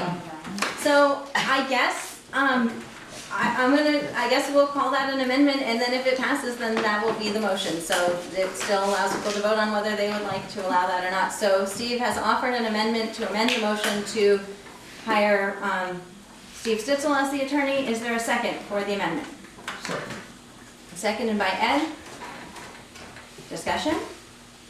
Patrick? I would just like to offer that Chris Leopold was the attorney for Addison Central, neighboring Addison County School District, similar governance structure currently, only 8 districts versus 6 districts. Great, thank you. Allison? Sarah.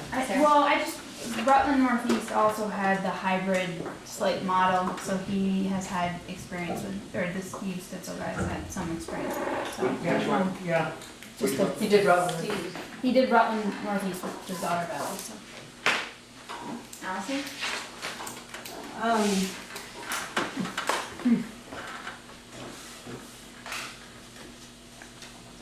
Chris Leopold has a massive amount of experience with Act 46 and the Articles of Agreement and getting them passed. These 8 listed are the only ones that I could find that named him directly. And there have been more merger votes not listed on this sheet, reports that I couldn't find, and I'm sure he's in at least a few of those. He knows Act 46 inside and out. He worked with, like Patrick said, he worked with Addison Central, he worked with Addison Northwest, Addison Rutland, and he is essentially $25 more an hour than Steve Stitzel. But given the fact that Chris Leopold has had so much experience with Act 46, the $25 an hour probably would not be a concern, or wouldn't appear, because Chris would be able to move quickly with us. And I don't mean roughshotting over people's concerns and all of that, but he would know and answer to our questions. And he's the go-to person. And I would much rather have a massive amount of experience helping us with our articles that we have so many issues with. I would want somebody who can help us navigate those issues in an efficient and effective and competent manner. Not to say that anybody else on this list can't do that, but we have a lot of concerns, and I feel that Chris Leopold isn't that much more expensive than Steve Stitzel, and he has a lot more experience with Act 46, and I'm just remembering, Steve Stitzel does not list education law, special education law, as one of his areas of expertise. And there are members in his firm who do. And so Chris Leopold, to me, has the experience and the knowledge that, frankly, this study committee needs. We have gone so far out of the box on everything that Chris Leopold, I think, is probably the only person who could guide us through this. Thank you, Allison. So I see we have a few more hands up. I do want to encourage us towards moving towards having a vote on the amendment and then the motion before the amendment. We do still need to, this evening, absolutely have a weighty discussion about our time plan, our time schedule, our work plan, whatever you want to call that thing of when we're trying to get all this done. So in the interest of getting there, please just keep in mind, we need to do that tonight. Ari? I just have a point of order. This is not an amendment. It can't be. We can't strike a motion and replace it with an entirely different motion and call it an amendment. So I would like to call the vote of the original motion, and then we can move on with other proposals. Nice. I withdraw my alleged amendment. Thank you, Steve, that was probably the most gracious way that could proceed. What a guy. I tell you, it doesn't matter how much I spend looking at that Robert's Rules of Order, I don't know that I'm ever gonna make it all make sense, because they want everyone to stand and call me Madam Chairperson and all of this business. And I mean, we're just not gonna get there, please, don't get there. So, I mean, next thing you know, we'll all be wearing wigs and, you know, I mean. So, thank you all for your patience with that. Steve, thank you for withdrawing the amendment, legal or otherwise. Mike?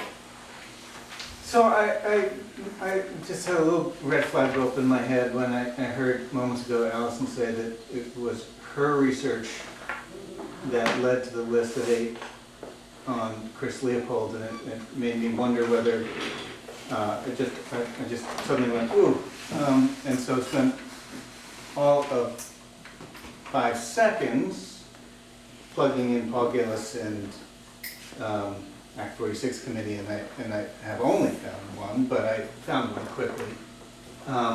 Your Google must work better than mine, because I didn't find any. Which one did you find, Mike? Sunderland School District. Is that an Act 46, or is that just a school district? Yeah. Act 46, I don't know.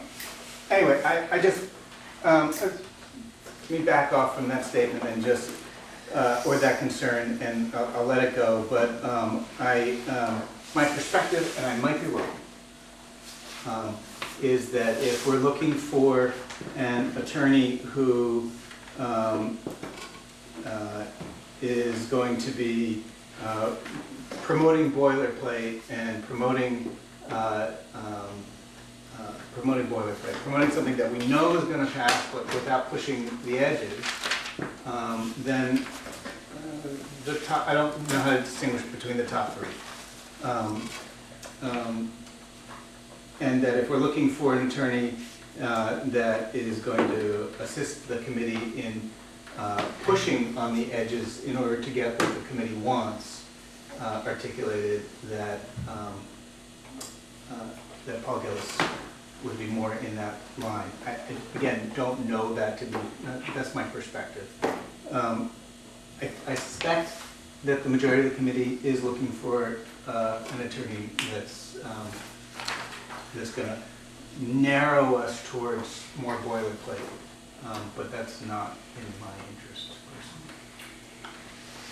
And I see some hands, I'd love to just, I hear the concern, right? And that's part of why I personally called Chris and talked to him. I was hoping that having another perspective on how he would approach this would be beneficial to the committee. And I actually wrote down some quotes. So I definitely do have opinions about what's appropriate and not to include in the articles. I will tell you if I think something is imprudent or a real infringement on the powers of the future school board, or if you're missing really important items.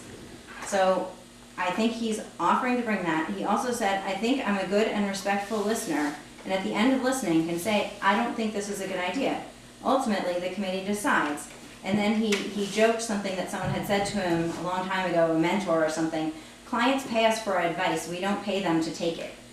So I personally work as a consultant, that's how it works. You share your expertise and people listen or they don't. Right? So I personally, that was what I had written down from the conversation that I had with him. So I don't know if that's helpful. I was hoping it would be. Nancy? I just want to, first of all, I want to express a little bit of concern that we're not in executive session because we're talking about particular law firms, but I yield to you about what we should do about that.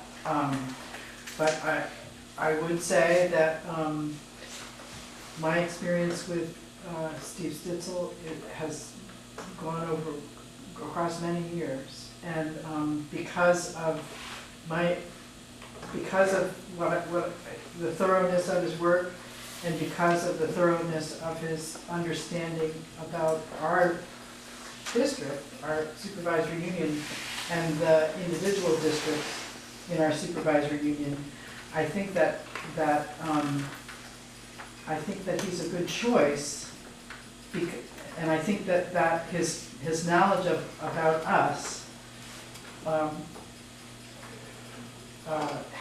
carries a lot of weight in the decision. I think it will save a fair amount of time as well. And given that especially that he has experience with other SUs in this situation, studying these things, I think he's a good choice. I have some experience with some of the other people on the list that I wouldn't want, that I'd be happy to share, but in executive session. So it's a great question, Nancy. I was not under the impression that this committee would have any justification to go into executive session, although perhaps for receiving legal advice, we'll need to look into that. We haven't warned to have an executive session tonight, so we certainly wouldn't need to do that, and we would need to explore whether that would be allowable or not. Luckily for me, our foremost expertise on executive session, or most opinionated community member on executive session is here with us, so we will look into that for future. Okay, and then I will share that. So I would like us to move towards having a vote on the motion that's on the floor. Herb? Two comments. First, what you recounted of how Chris described his role, I think is what a lot of attorneys would say. You know, I give advice, they don't pay me to, you know, they can take it or leave it. That is not the, and a lot of attorneys proceed like that. You know, that's what they do. I know the law, I'm going to tell you, give my advice, and you can choose to accept it or not. For me, in my experience, the really good attorneys not only have that sense, but also have a sense of where their client, especially if it's the board, really wants to go. And keeping in mind what the limits of the law actually help that board achieve its goals.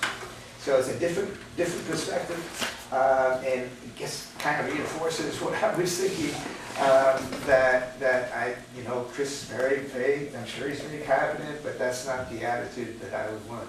The other point that I wanted to make, I think there was maybe an implication that some of the other attorneys other than Chris were not competent. I, you know, Steve is a very competent attorney, and I just didn't want to let that go without saying that.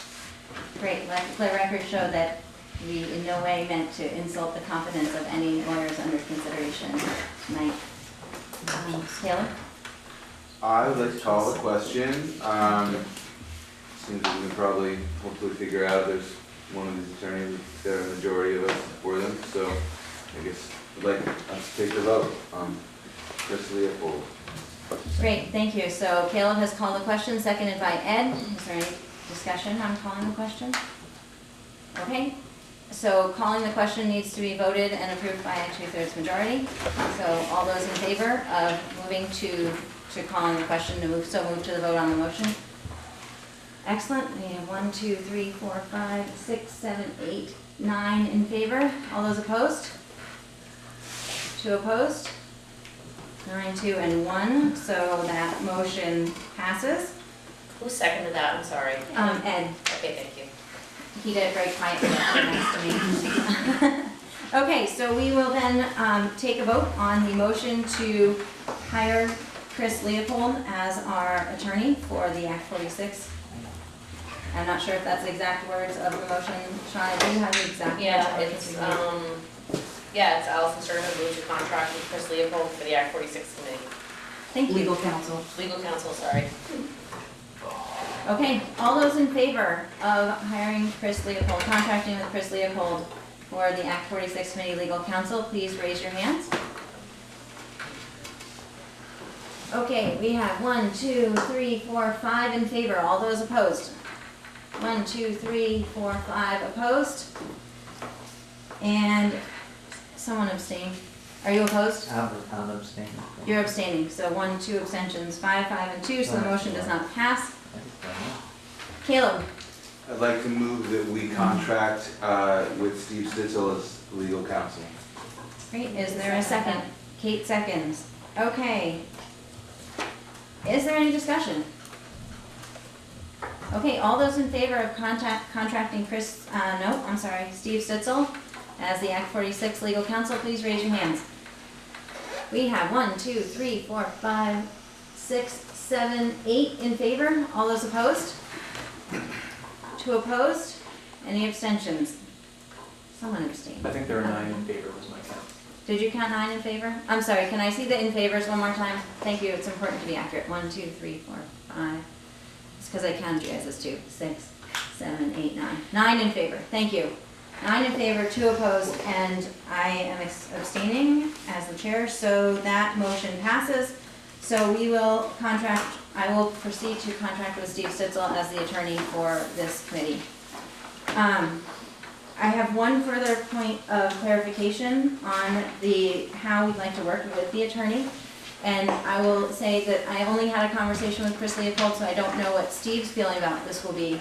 But Chris indicated that he would most commonly share his advice directly with the chair and the superintendent, and perhaps the consultant, but with kind of a smaller group of the committee. He was flexible to share his advice with the whole committee, keeping in mind that any lawyer that we have, if they share their legal advice with this committee in an open forum, the committee could be getting advised that we're doing things that aren't advisable in public. And so that was kind of the thinking of why that might be a smaller group. I appreciate that the way that this committee works. My feeling is that probably this committee wants to hear the advice directly and not filtered. So unless anyone has any specific direction on that, and we can look into the question of whether we would be able to go into an executive session to receive that legal advice. I'm not really clear if this committee would be able to do that. So, Nancy. I think Steve's advice on that would be well taken, and it's certainly fine with me speaking for myself, it's certainly fine with me if he shares his advice with the chair and the superintendent. Thank you, Nancy. Herb? Yeah, I disagree again. Nancy, I'm not speaking to you, but we've deferred a lot of issues over to the attorney.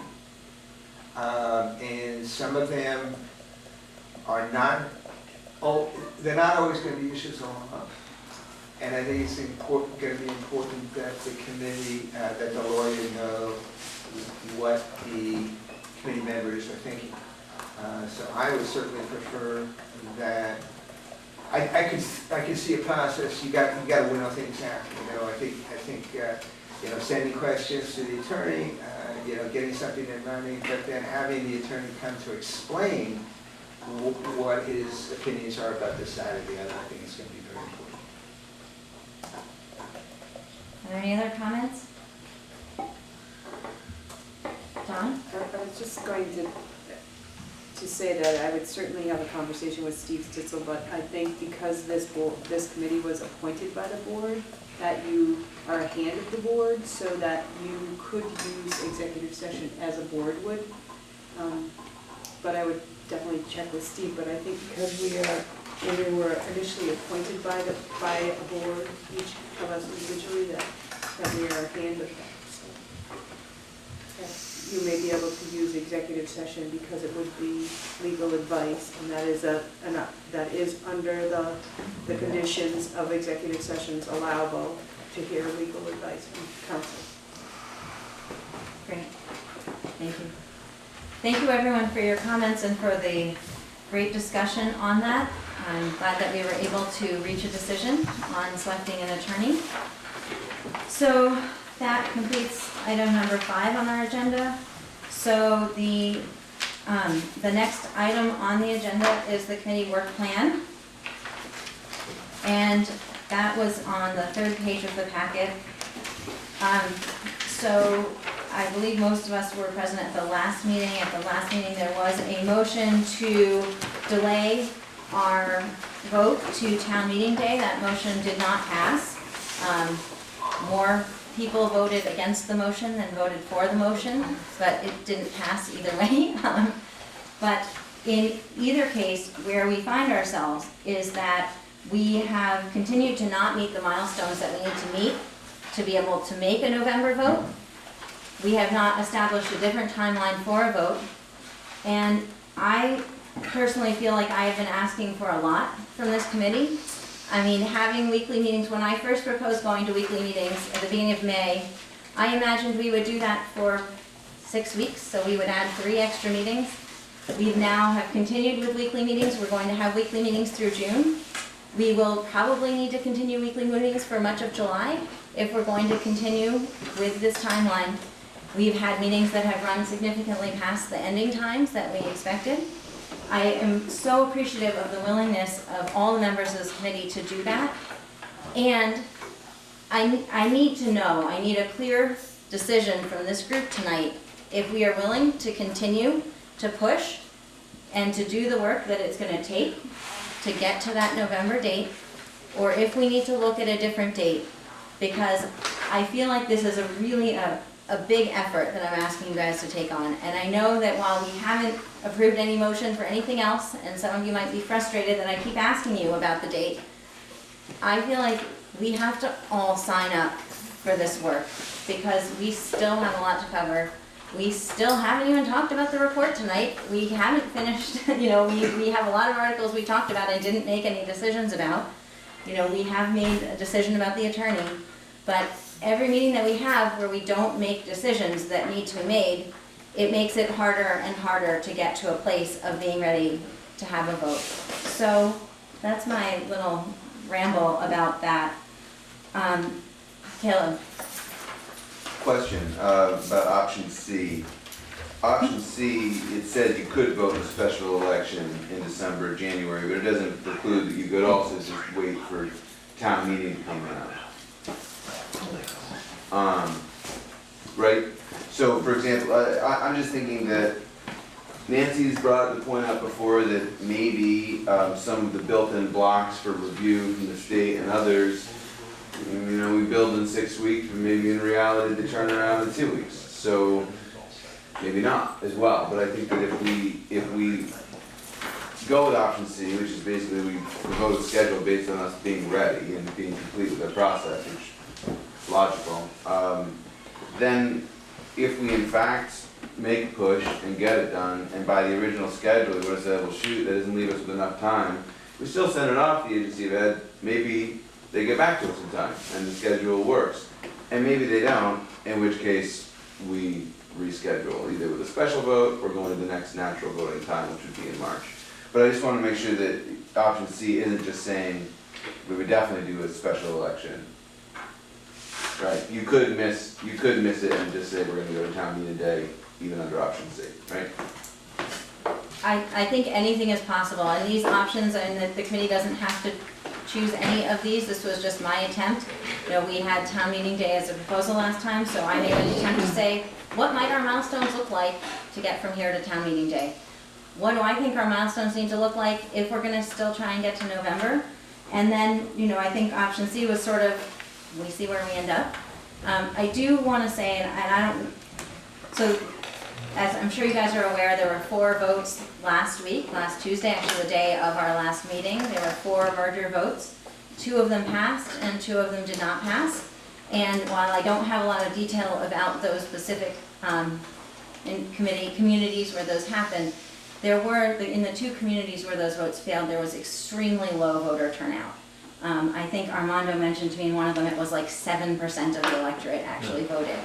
And so there is the potential that if we do work towards a plan that involves not voting on a day when people are voting on other stuff, that we may have very low turnout for that vote. And that could impact, in either direction what those results look like. It could end up with a vote that's not representative of our communities. So I just want to be clear that that is a possible risk. Sarah, did you have your hand up? No, Ed, I saw one over here. Well, you said what I was you had some statistics that I think it is our responsibility to carry this forward to the greatest percentage of the electorate and to stick with the schedule that we set ourselves to a long time ago and do everything we can to hone our work and focus it so we can attain that schedule. Great, thanks, Ed. Nancy? Well, I'm really thinking that option C makes sense because it gives us some flexibility. And I wouldn't see following option A timeline as necessarily the way we would go there. I think, how well we can pull ourselves together over the summer when I'm sure someone maybe scheduling vacation time and not be in town and all of that. But I think what's great about, what would be helpful about option C is that it isn't putting it off to town meeting day. It isn't putting it off to March. It's assuming that that we can be ready sooner than that, and that we'd be looking for a time to vote probably before town meeting day, and we'd be, I'm assuming that we would be looking for a date where we could have the best chance of gathering as much of the electorate as we could to the polls. So I guess I would say, I think to do the job that I think the quality job we all want to do, I would say option C gives us the best chance of doing that, and also the best chance of voting before town meeting day, especially when, if we imagine the possibility that that the proposal the committee puts forward is not voted in the affirmative, if we wait to town meeting day, we don't have, I don't know what, if it goes down, I don't know, maybe we get disbanded and a whole other committee gets formed. If that weren't the case, I would imagine that we'd be coming back together and coming up with some different proposal, hoping to get it to the voters before the end of the year. So I think that's why option B maybe isn't the best choice. So I think option C is a good way to go, and that we schedule it based on the doodle polls that you send out and so forth. Great, thank you, Nancy. I do want to be clear that the meeting dates in June and the first two dates that are proposed in July all had good response rates from the doodle polls. The third potential July meeting was not something that was envisioned, and so that would need to be, a date would have to be selected. That's the path line. Herb? Yeah, I think it was a good idea to bring this issue up again. I think you can probably push to a November vote, like you've wanted to do. I think if you do that, you'll be sacrificing quite a bit in terms of the content, quality, the ability to interact with the community, all those kinds of things. So I think you can put, it thinks we should push ahead. I think you can do it, but I think you'd be suffering quite a bit in terms of the product, which is why I would, something along the lines of what Nancy is saying, let's continue to try to do the work, but try to do it in a manner that you're going to have, and that I think is going to necessitate getting off the notion that we will be able to do it independently. Great, thank you, Herb. Is there any further discussion? Patrick? I guess I'd just like to offer my thinking on this is that perhaps the most important thing, I think we want the vote to represent the electorate. And so I think it's really important that we get the highest percentage of the electorate possible to really know what the community's desire is.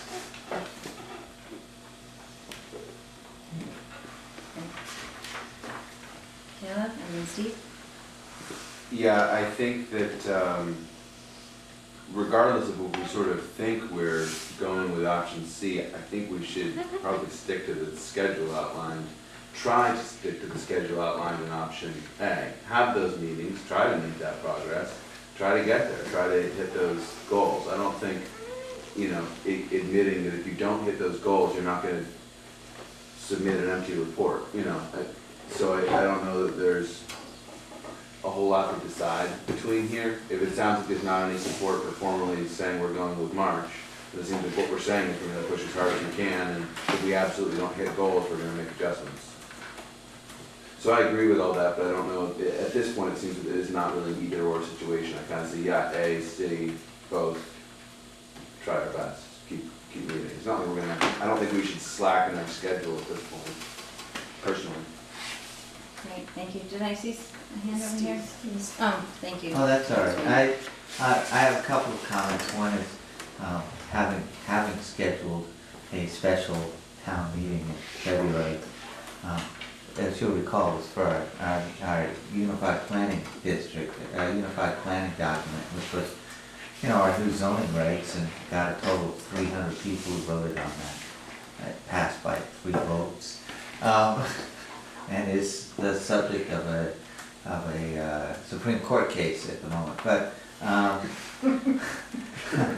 so, I'll just say that if you don't make November, you really can't have one in December because you're bumping up around Thanksgiving and Christmas, which and January 1st, and you're suddenly you're looking at February, and if you're in February, you might as well go to March. But I would say that I am perfectly willing to continue on the pace, although I feel like sometimes it's killing me, for at least the next couple, 3 meetings and see where the heck we get. So. Okay, well I appreciate, Steve, your comments and all the comments, and that's really what I was looking for. I don't want to feel like I'm the mean person that's making everyone keep coming to all these meetings. I want to know that we're all, that the committee wants to continue working at this pace, and I'm hearing that we are good with continuing with that pace and having some more meetings. So we do have meetings scheduled on June 22nd and the 28th. Those meetings, as we've discussed previously, will be at the central office. You know what, I'm sorry. I am not sure if it's on the 28th or the 29th. I have said both things. What do you have it? You have it on the 29th. 29th? 29th? Yeah. Okay. Please correct your agenda packet, if it's something to write on, or correct your notes that it's going to be June 22nd and June 29th. Those meetings will be at the central office conference room because we do not have access to the school buildings. It will be cozy. Sean is giving me that look. Yes, it will be cozy. We don't have access to the school buildings during the summer, so our best approach is to meet in that conference room. I am working to make sure that we actually will have access to the conference room. There's an issue about keys and such that. 6:30? Dawn? Well, you will have access because there's a meeting, I'm at a meeting prior to that, so I can just hang around and hold the door open. Well, that will be our plan. That's for one night, I got you covered. So 6:30, those two? So those meetings are scheduled to start at 6:30 unless we want to make a change to that. I think it's been difficult for committee members and changing schedules. So we will plan to keep those at 6:30. So that's June 22nd and June 29th at the central office conference room, starting at 6:30. And then we will continue from there. My expectation, and I have on here send for legal review on 7/1, that was really talking about the report. That was envisioning that we finalize the report in the next 2 meetings. This plan A, option A, has a lot of optimism in it. It envisioned that we would actually have talked further about the report tonight, although I don't see that we're going to start that discussion now.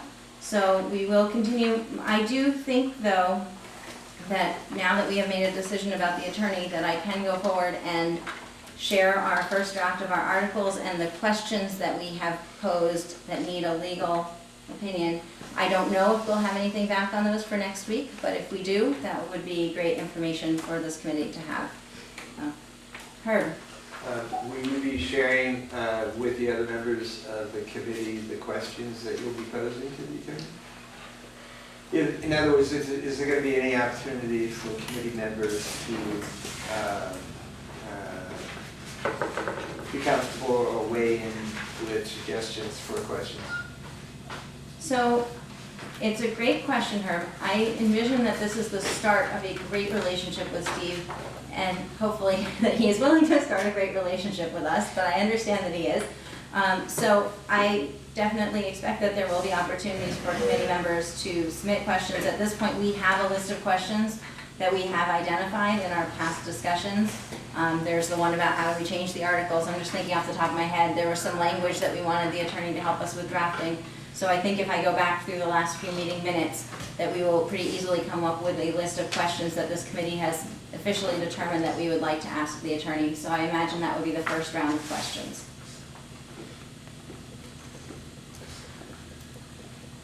Great. Sarah? Can you assign us any homework that would make us efficient? If you get there? Says the teacher. Well, just like if there's reports The that rest of we the need to class have read gets crazy. thoroughly and stuff like that, like that you gave us this afternoon, or things like that, things that we should be looking for within them to, I'm happy to get those emails about them as well, but. Thank you, Sarah. I appreciate your willingness to do homework. I agree. I think as a board member, I always appreciate getting stuff in my packet. I regret that we don't always get stuff in the packet. You know, the challenges of having weekly meetings is that, you know, often I am updating the draft of the articles. Well, I try not to do it at midnight because I'm not very good at midnight, but I'm generally making updates the next day so that we have time to get them to Karen to get sent out by the morning timelines. And so we're not always able to get things out quite as quickly, but perhaps we'll have a draft of the report that people can be looking at ahead of the next meeting. Another draft of the report. There is one further thing I want to mention about the timeline, just as a sort of advance warning to the committee. So Andrew, who has been working with us for the duration of the committee, has some significant travel planned this summer. And so his last meeting with us for now will be next week. We are working on a plan to make sure that our committee has consultant services as needed through the summer period. And so I expect we'll have more information about that next week. I just didn't want that to be a surprise to anyone next week. So I'm telling you that we're working on a plan for that. So, and thank you for all you've done for our committee and all the help you've provided us. Neil? I have a separate question. I don't know when to ask it about. Well, about the timeline or? Yeah. Okay, so let me, so that would be about the handout that came about the report. So that is agenda item 7. I was, based on the time, I was planning to table that, but I would love to let you ask your question. So maybe rather than spending a long time talking about the report, we'll just mention that, so there was, in the packet, we did include the comments that were submitted by committee members. So there were, sorry, there was so much excitement. We did include the comments submitted by committee members on the draft of the report that was circulated last week, so as we had discussed. Allison primarily has been leading the efforts on the report. Amazingly, she is willing to continue doing that, so we're very fortunate. She and I will be continuing to work on that. I'm hopeful that there will be a draft for the group, another draft for the group to look at. In the meantime, Allison has put together some charts. They were sent out. I think you made a modification based on a question that came in. So do you want to pass those around and say whatever you would like to say about them? You don't want to pass it? So a question came in about, originally, I think it was on the first page.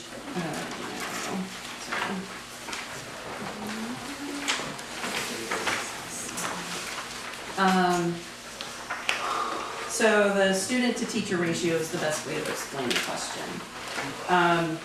So the data for the schools is there, and then I pulled this data from the Agency of Education's district report, and they had a very specific table that said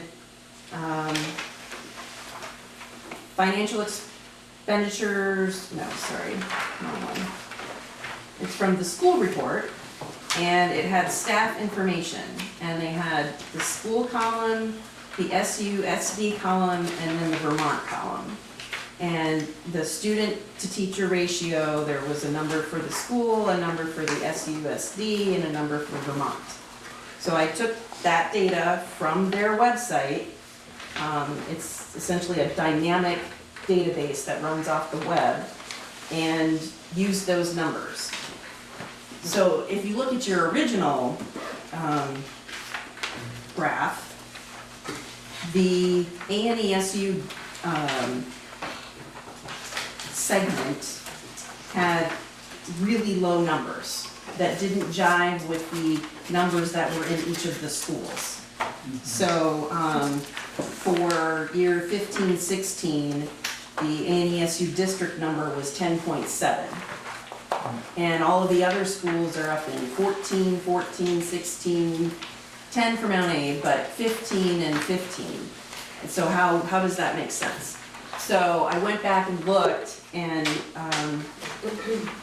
did some, I hate massaging data, but made it make sense in that I took an average of the district numbers and made those the SU numbers. And so it's not tweaking it, but it's actually making it reflective of what our schools are doing and how that relates to the district as a whole. And then that subsequently changed the page toward the back for the enrollment ratios by building. And it changes on the second page, the sample enrollment ratios by unified district, the unified district section. So the teachers and then student teacher ratio, those change based on the enrollment is correct for the unified district 1586, and that's because I added up all of the student enrollments for all of the schools, and that equals what the Agency of Education website says. So adding up all the student enrollments, I then added up all the teacher numbers to then come up with the student to teacher ratio of 13.03, which makes more sense. So what I'm hearing you say is that the AOE has information that doesn't make sense with other information that the AOE has. Yes. And so you have attempted to make that information actually make sense with itself. Right. Wow, thank you. Yeah. Okay, did you want to say anything more? There was a couple questions. I think, so doing that changed, so the education spending per equalized pupil, that's on the first page. The ANESU district number, again, it goes back to, it is significantly higher than all of our other schools. So I need to go back and figure out where I can get the appropriate numbers, the correct numbers. That's my question. Yeah, so that I have to check into, and I'm sure that will change. Yeah. And then, the FY17 budgeted baseline finance data, I just have to check on the education spending for the ANESU, because that number simply adds up across the columns for our schools, and it doesn't include the number that the district itself has, that we all get assessed. So there's another number from the Agency of Education website that makes sense, that I will put in there. And I can't find the state, so I don't know how we can have that. And so, yes, that's the start. We are so fortunate that you are making sense of this stuff for us, Allison. Thank you. Huge. All right, so Elin, this started because you had a question. Did you get your question answered? Yep. Great. She To the explained why extent they that don't we have match, an answer. because the AOE doesn't. Great, thank you. Nancy? I know I'll have more questions after I have more time for this, but my initial question about the student-teacher ratio. Is the definition of teacher in those counts a classroom teacher? I mean, I guess, is it a classroom teacher, and is it, so it doesn't take into account special teachers or special education teachers? So I'm not exactly sure what that number is. So that's really important. Right, no, I know, because the state has one way of describing what a teacher is, a professional is, a support person is, staff Indeed. member, all Indeed. these other things. So that, So I have to go in and figure out where they're getting their data from, and there's, the state has one way that, or minimums that they like to see for those kinds of numbers, and then there's also the Picus-Auden report that just came out that describes in better detail what the definition is for a specific type of employee in the school. And then on the Agency of Education's website, where I pulled the student to teacher ratio number, they then have teacher to administrator, student administrator, and then average teacher salary, but they don't have a student to staff number. So that's another number that I'm gonna try and figure out, because that answers, student to teacher is one thing, but then we also have students, you know, are they counting all of the adults, including the food service people and the custodians and the administrative staff, or how, and it varies across whatever report they're looking at. It's incredible. So just trying to figure out which number needs to be used. and to complicate that, I mean, you could make up your own rules and get get our local data from our own SU office, if you wanted to call it classroom teachers, but then you wouldn't know if you had comparable state numbers. Right, exactly. So I have to figure out how to compare those and get them to make sense together. And Allison, I just want to clarify though, that the numbers that you have presented here are numbers from AOE using whatever they define as a teacher. Yes. Yep. We don't, it would be great to know what that definition is, but this is the AOE's way that they measure that and report on it, and maybe they report on it differently in different places, but if you look at the district data tool, it tells you that information for any district in the state. Right. Mike? I appreciate all the data here, and it's interesting. I also have not really had the time yet to really look at it. I do want to ask that when we present data, that I'm looking at page 2, that it have a 0 for the bottom of the scale.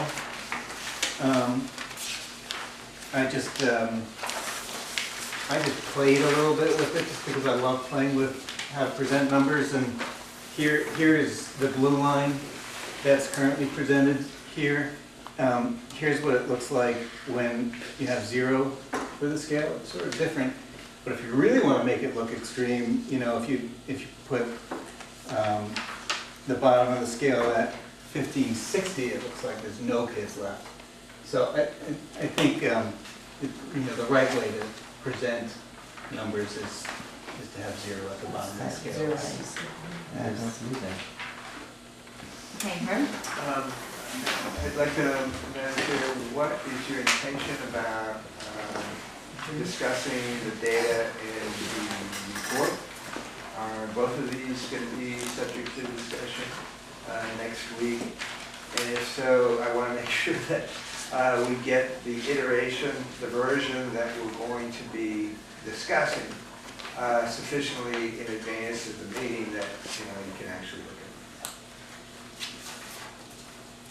Great, I will make a note of that. So yes, my intention is that we are going to continue discussing the report, including the data that would be in that report.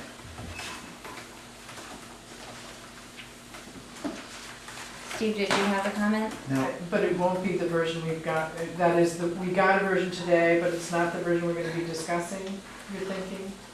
That's my feeling. That is, should we study up on what we got, or should we wait until a corrected or new version comes to us? Yes, Allison. So study what you have, because if Elin hadn't looked at it, I wouldn't have been able to make those number changes, which impact the numbers. And so we might have ended up with way more discussion. So look at what you have. Keeping in mind that the scale will be different and the student-teacher ratios will Right, be and different. it's just, and it's the numbers. So the numbers might be The numbers might change, but the information, the concept and the intent of the information would pretty much remain the same, unless we had a different way that we wanted something specific to represent. So, But we don't know where, do we know where in the report these pieces go? I'm going to try and insert them, and actually, the majority of them show up in other reports. They show up in Appendix 8A, Finance and Enrollment Data. And so all of these things show up there. And they're referenced in language in the body. Yeah, or you could, and if it does end up in the appendix, if you mention it within the report somewhere, you can say, please see Appendix A. Can I just ask another question? I was curious about the first page, and frankly curious why Lincoln was low. And my suspect is that the biggest driving factor in this is seniority of teachers. And I just wanted to ask that question out loud. I wonder whether people who've been studying these numbers for a while might have a perspective on why there's variations in the different schools we looked at.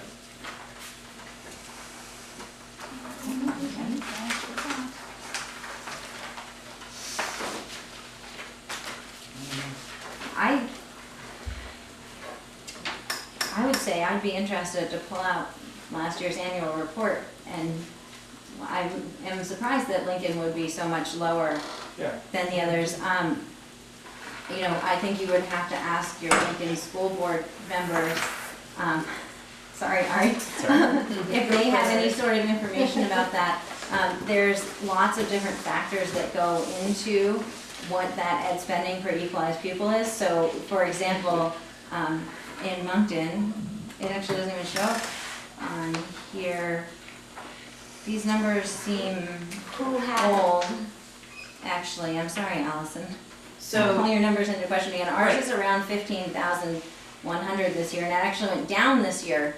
Not because we're spending less money, but because we got more equalized pupils. So we spent about the same amount of money, but we had more people to divide it over, so our number went down. So there's many factors that go into that. Can I also say that I don't know how available our Howard Mansfield is to this kind of work, but in the past when I've been doing this kind of work, I've often run numbers by him that I get from the AOE, because at least in terms of local numbers, his information is much more accurate and up to date than what the agency has. yeah, and I'm gonna compare this ed spending per equalized pupil. I do have a sheet where I have the numbers from our district reports that we see every year, and see where it falls, because those numbers sometimes do differ. Again, though our annual district report numbers sometimes differ from the website, that the information on the AOE website. Yeah. And it might match information on one of their websites, and it differs from information on another website of theirs. So I'm going to, I have that information, and so I have a note to compare it. Can we be sure to mark everything as draft with a date so that we don't get confused and we're sure that nothing that's not totally accurate goes out to the public in any way? I think that's a great suggestion, and I think we had another hand or two. I do just have to say that my sense is that we've had fairly limited involvement from folks at the central office, and so this committee has been doing a lot of work on its own to put together these numbers, and I think we're very fortunate that people like Allison are willing to take the time to try and validate those AOE numbers. But I'm hopeful, that perhaps we'll be able to have some more support with that as well, because there is a lot of data to be put together and to be able to tell a clear story. Did I have a hand up over?